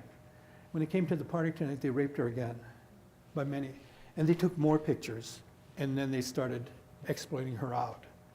So these are the kind of things that we have out there that is kind of a clash. And we have websites that are huge. I don't know if you know that Native American women are a hot commodity now. They are. They have websites, for example, indiangirls.com, that actually are advertising for Native American girls, and they're going to pay them to do a variety of things. So that's, and we've had, I've seen the website, and we actually have some girls that have actually come out of the Southwest that are on their website, and they're paying them money. So these are the kind of things, if you're not really well versed on the role of technology, it can really hurt you. And these are the things that even within our Native communities, as we begin to talk with our traditional leaders and our judges, that our laws have to keep up with these things. And they're not being able to do that because I think a lot of times some of the community actually is in denial about these kind of things, and it's a problem that we're facing. So just real quickly, I saw the sign. I don't have my glasses on. Did you say 10 minutes? 8 now? Shattered Hearts, just real quickly. You can get this PDF online. Just go online, you can get the whole thing. It's a wonderful, although the ends are small. This one here interviewed 95 women that came for resources to Minnesota Indian Women's Resource Center. 40 of them actually were involved in commercial sexual activity, sex activity, stripping, escorting, those kind of things. Just real quick stats, although the end on this one was very small. I think initially they did this, but the biggest thing I wanted to point out here is that 2/3 of the women were 17 and under. So that tells you quite a bit. They're after the young ones. And there's a history here. A lot of the history, especially, and I'm going to talk a little bit about the North, there's a lot of the tribes actually, because they don't have a lot of resources, jobs, those kind of things, they depend on the activities that comes to those areas. So a lot of times there's hunting, deer seasons, and those kind of things. A lot of hunters go to that particular tribal areas. And the bars and the strip clubs, they actually hire Native women to be able to do dancing and those kind of things, and they're actually being exploited in that type of way. And we're talking about generations. Grandmothers will actually recruit their granddaughters and those kind of things. So these, from this particular research study, these were the main modes of entry: stripping, exotic dancing, escort service, prostitution. The recruitment sources primarily was friends, and these are the friends that they actually recruit them in school and those kind of things. These are entry factors. Some of these things we talked a little bit about. We're talking about violence being normalized in the home. For them, it's normalized. Child protection system involvement, we know about that. Runaways. And Dr. Mike, you talked a little bit about some of the DSM diagnosis, PTSD, those kind of things. And these are some of the exit barriers that they did to be able to actually leave human trafficking situations. A lot of it was this inadequate support for safety. In our Native communities, we don't have those kind of infrastructures really set up. We have prosecutions and police departments and those kind of things to prosecute, but there really hasn't been no follow-up. Mistrust of advocates, the don't talk rule that I talked a little bit about. This is the other one. You can get the PDF online on this. This is called Garden of Truth. This is the latest one that was done by the Minnesota Sexual Assault Coalition. This was one that was, the N was about 105, 50% actually was involved with the commercial sex trade. But these numbers are unbelievable when you sit and look at it. When you look at 92% of these women, these 105 that was coming in were raped, right? When you're looking, and this is a big one too, about 72% suffered TBIs. And I'm not talking just about and then when they talked about traumatic brain injuries, this was broken jaws, black eyes, blood clotting, all those kind of things. So we understand that there's a lot of physical dangers that a lot of these women that came in had to face. Ongoing stress, and I do want to point this thing out here. Really interesting. I mean, these young ladies, they saw a connection between prostitution and the issue of colonization. So even at that level, no matter if they didn't go to college, that they still saw that there was an intersection between the two. And finally, they spoke of Native culture or spiritual practices as an important way of who they are and how they would actually get healed. So there are programs out there that actually are addressing these moon ceremonies, sweat lodges, and those kind of things that we're talking about. And I'm going to be wrapping up here because I don't have much time. This one here is a model that you can get off of the Shattered Hearts, but it talks a little bit about the Native perspectives on some of the cumulative effects of how they become, they don't have the kind of support they need, from family and friends, the poverty and parents affected by generational trauma, to what are the neighborhood and community contributors, visible active sex trade, the don't talk rule, all the way from the influence of the majority culture, targeting of Native women for sexual exploitation, those kind of things. So I'm going to be wrapping up here. What are the kind of directions that we need? Well, there are a number of things that we need. I think number one, we need awareness, and thank goodness we have something like here today.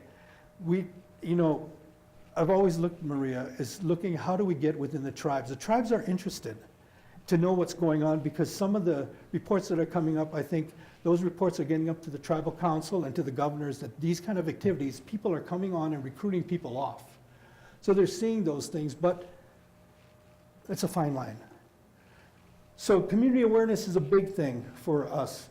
Professional training to make sure that our therapists are trained in the area of interviewing and those kind of things and understanding that whole process, because I think one of the problems we're facing, at least clinically, Dr. Mike, is that not only are they're not, the therapists that are actually working with individuals are offering solutions and just not listening and supporting. I mean, something as basic as that. Development of cultural appropriate responses are a real big one. And these are the responses that we have with regards to sweat lodges, being able to kind of go back and get you spiritually connected again. They have ceremonies on becoming women, again, and healing in that process. Some of them, they call what they call moon ceremonies, that they're actually going back, and there are women healing practices of them being able to understand and redefine who you are as Native women, Mother Earth, and what your relationship is to that. Very, very important. The influences of those traditional officials, medicine men and those kind of things. And don't get me wrong, sometimes we have problems with that as well, but that's another presentation. You know what I'm talking about. More research. Yes, we only have 2. I'd love to be able to see more Native research within the community. We have so many tribes here, and we're on the south border. So that's something that actually a couple of colleagues we're looking at right now, and ones that are much more appropriate for us.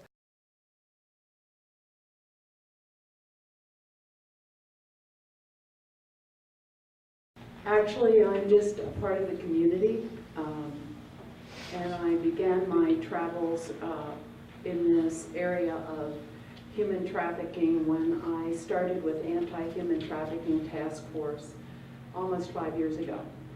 And over this time, I have been touched many times by what I have heard, what I have seen, and the struggles that I know when survivors begin their journey.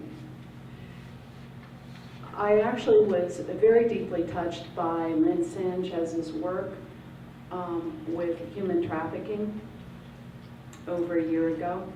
And when I was on the task force, what I realized was, after talking extensively with her and working with her on the task force, is that there was something missing for the survivors when they began their journey. And part of that was they were brought in as clients with LifeLink, and they began working on healing.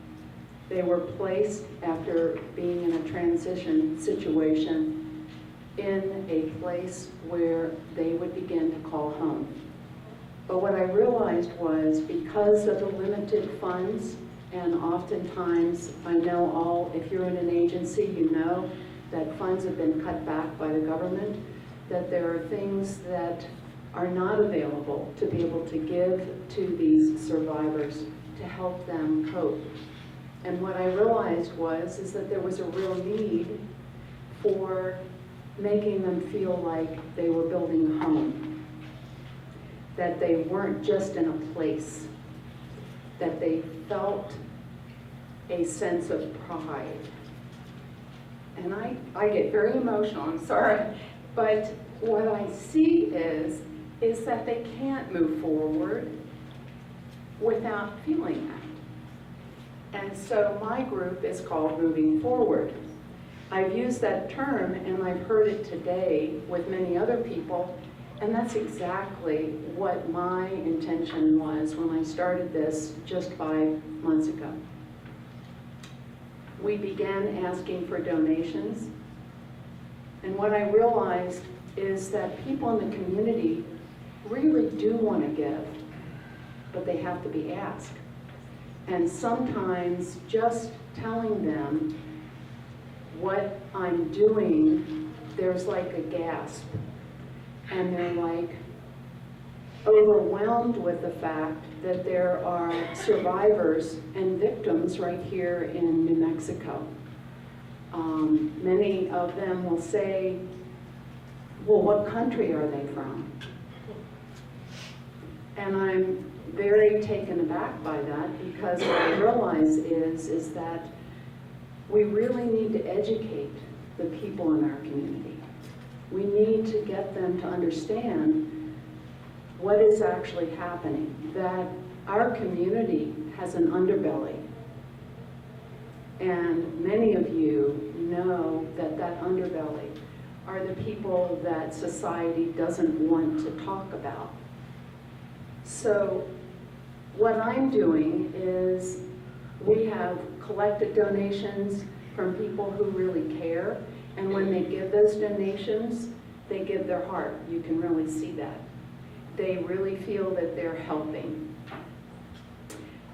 With those donations, we have clients that Lynn works with, and I take and create, hopefully, a way to make a home for them and to give them pride and to give them a feeling of hope and knowing that they can move forward. And hopefully it makes a difference. I have received all sorts of donations, everything from household goods to furniture to whatever. And I know that other people have done that in other areas, but I don't think that in this particular community we have been able to do that for the human trafficking. I have 2 volunteers that work with me, and we work very hard to gather tremendous numbers of items to be able to help these young people build their own lives again. And that's what I do.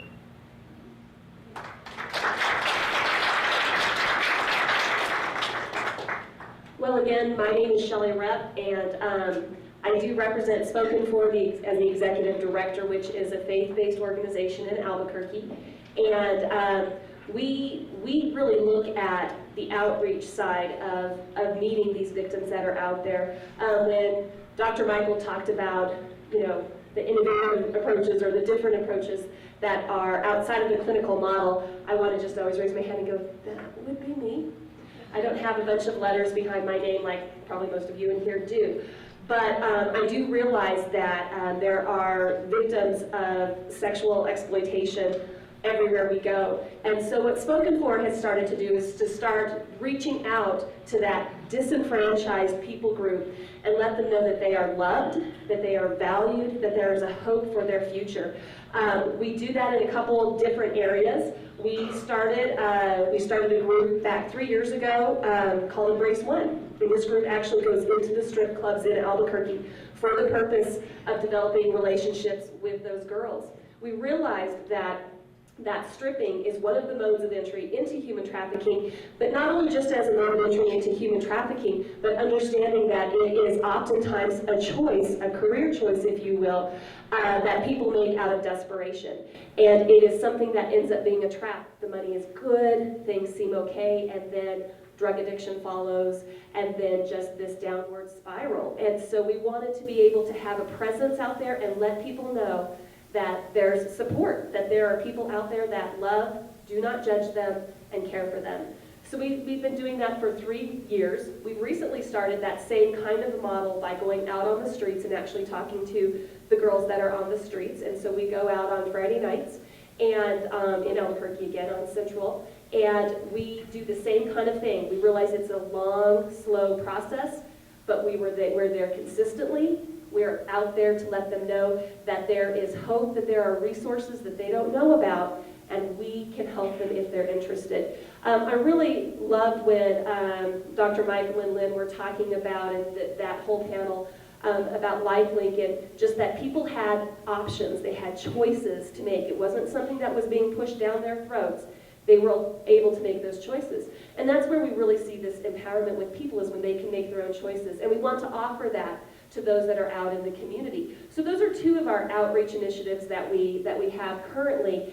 And then as time has gone on, we've looked at this DMST, the domestic minor sexual, sex trafficking side of things. And we were in a meeting not that long ago with Lynn, and Anthony Mays was talking about how there had been 22 victims identified within New Mexico, and not one of them was able to get services within our own state. And we realized that there needs to be an answer for that. And so we are actually currently looking at a residential facility. We've got a property that we're interested in, and we are working with the AG's office. Actually, I'm meeting with Gary on Monday to, be all in. And we're looking at this kind of a facility so that we are able to take care of the youth that are in our own state and be able to provide resources for them as well. And so that's a little bit about our organization. I also have, as the reporter was talking about earlier, I have glossies if you're interested in some information. In your packets that you have, there's a couple of sheets. One of them does talk about Spoken For, and then the other one talks about one of our major fundraisers, which is called the Run Against Traffic. It is a timed, legit 5K, and all of the money that goes into that is going towards the purchase of this property for the treatment facility. Thank you.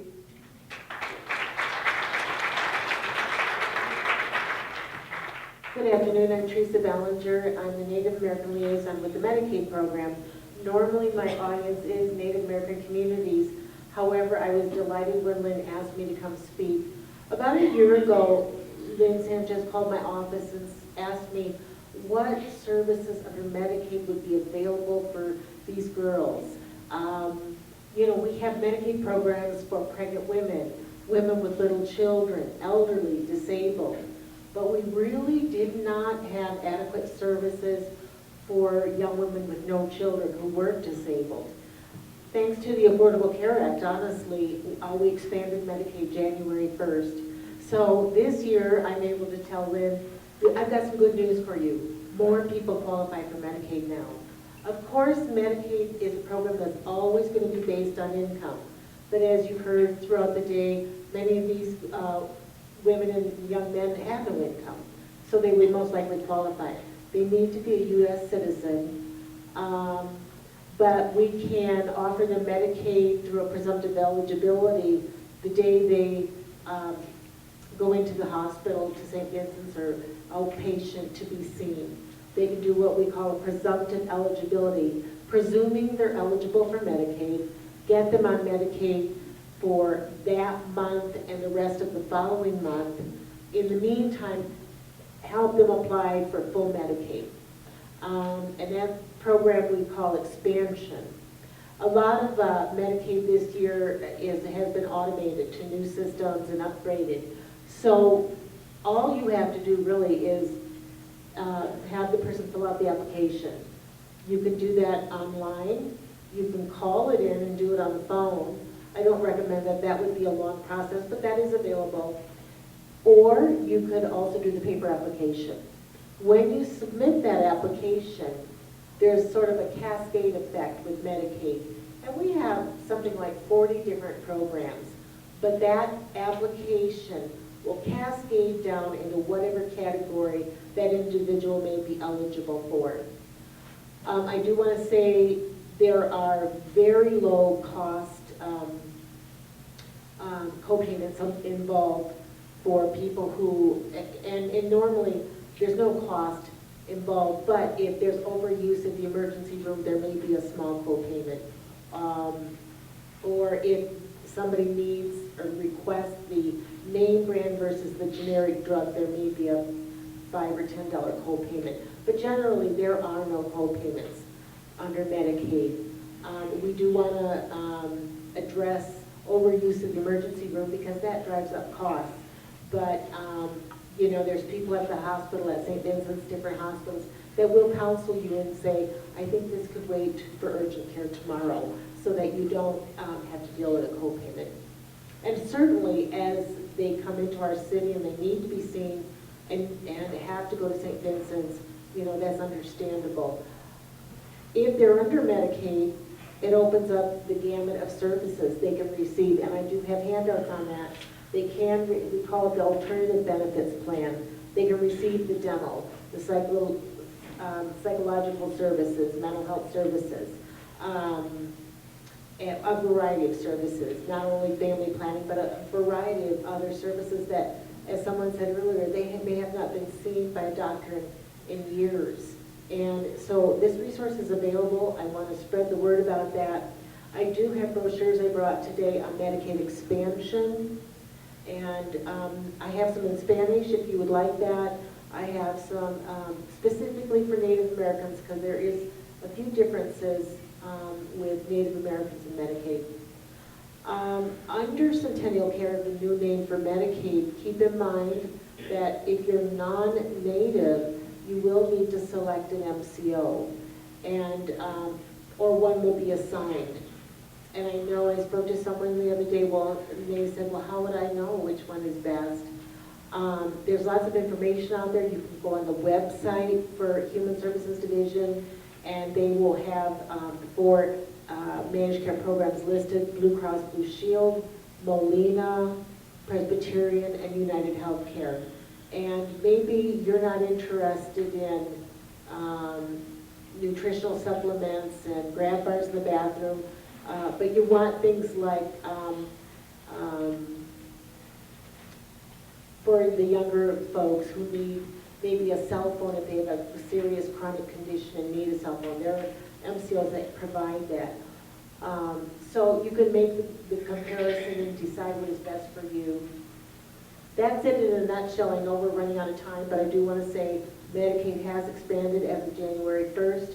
We do look at income. The individual would have to make, for an individual, less than $1,200 a month. Sounds like this population would certainly fit that criteria.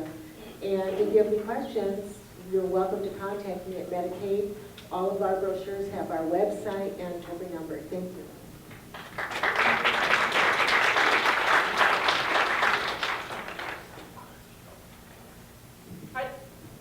Do y'all have any questions for any of us?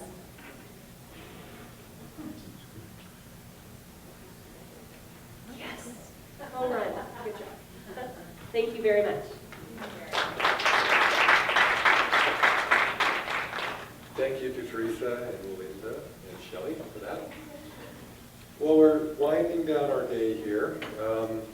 The next thing, well, as I mentioned, the governor's not here, and frankly, it's her loss, of course. I think we had a really good gathering of people here today and had a lot of good conversation going on.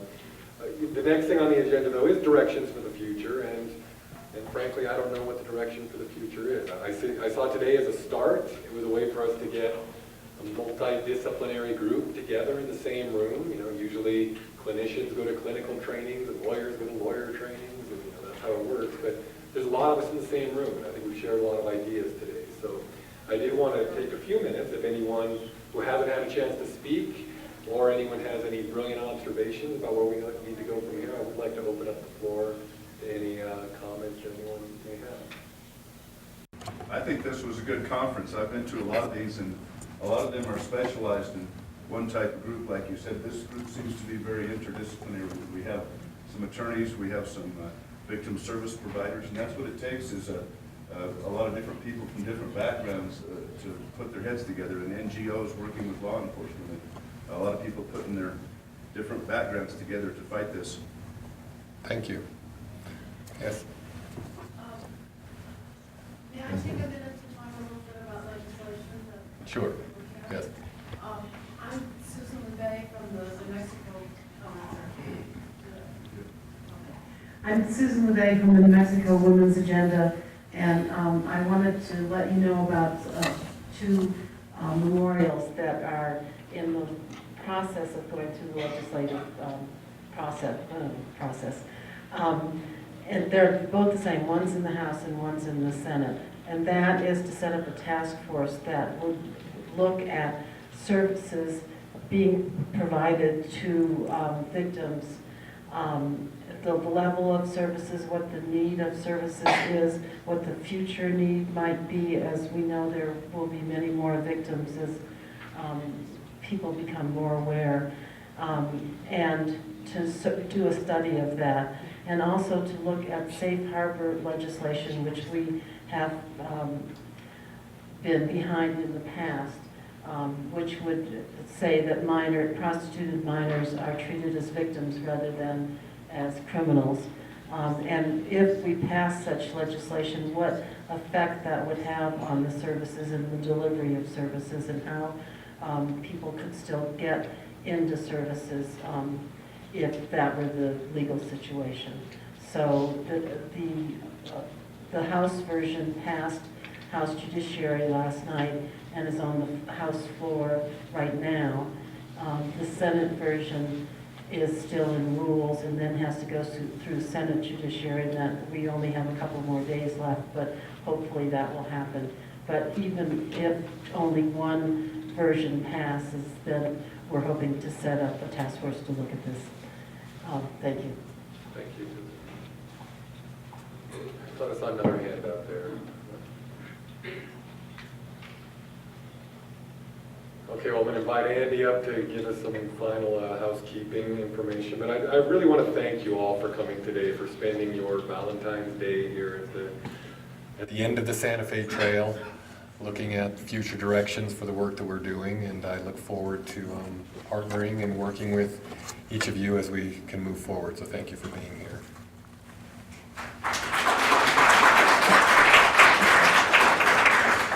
Again, I just wanted to say thank you. Like Dr. Michael said, it's been a long day, and I appreciate everybody hanging in and being part of this very first Human Trafficking Symposium here. So on your way out, there are some certificates for folks. We are more than happy to give you a certificate, especially if you give them the evaluation form that's in your packet. So as you go out, if you will hand your evaluation form to the person, we'll get you a certificate. And there's always folks behind the scene that you rarely see. Kathy is one of those. She's been out at the desk and has not even had a chance to come in.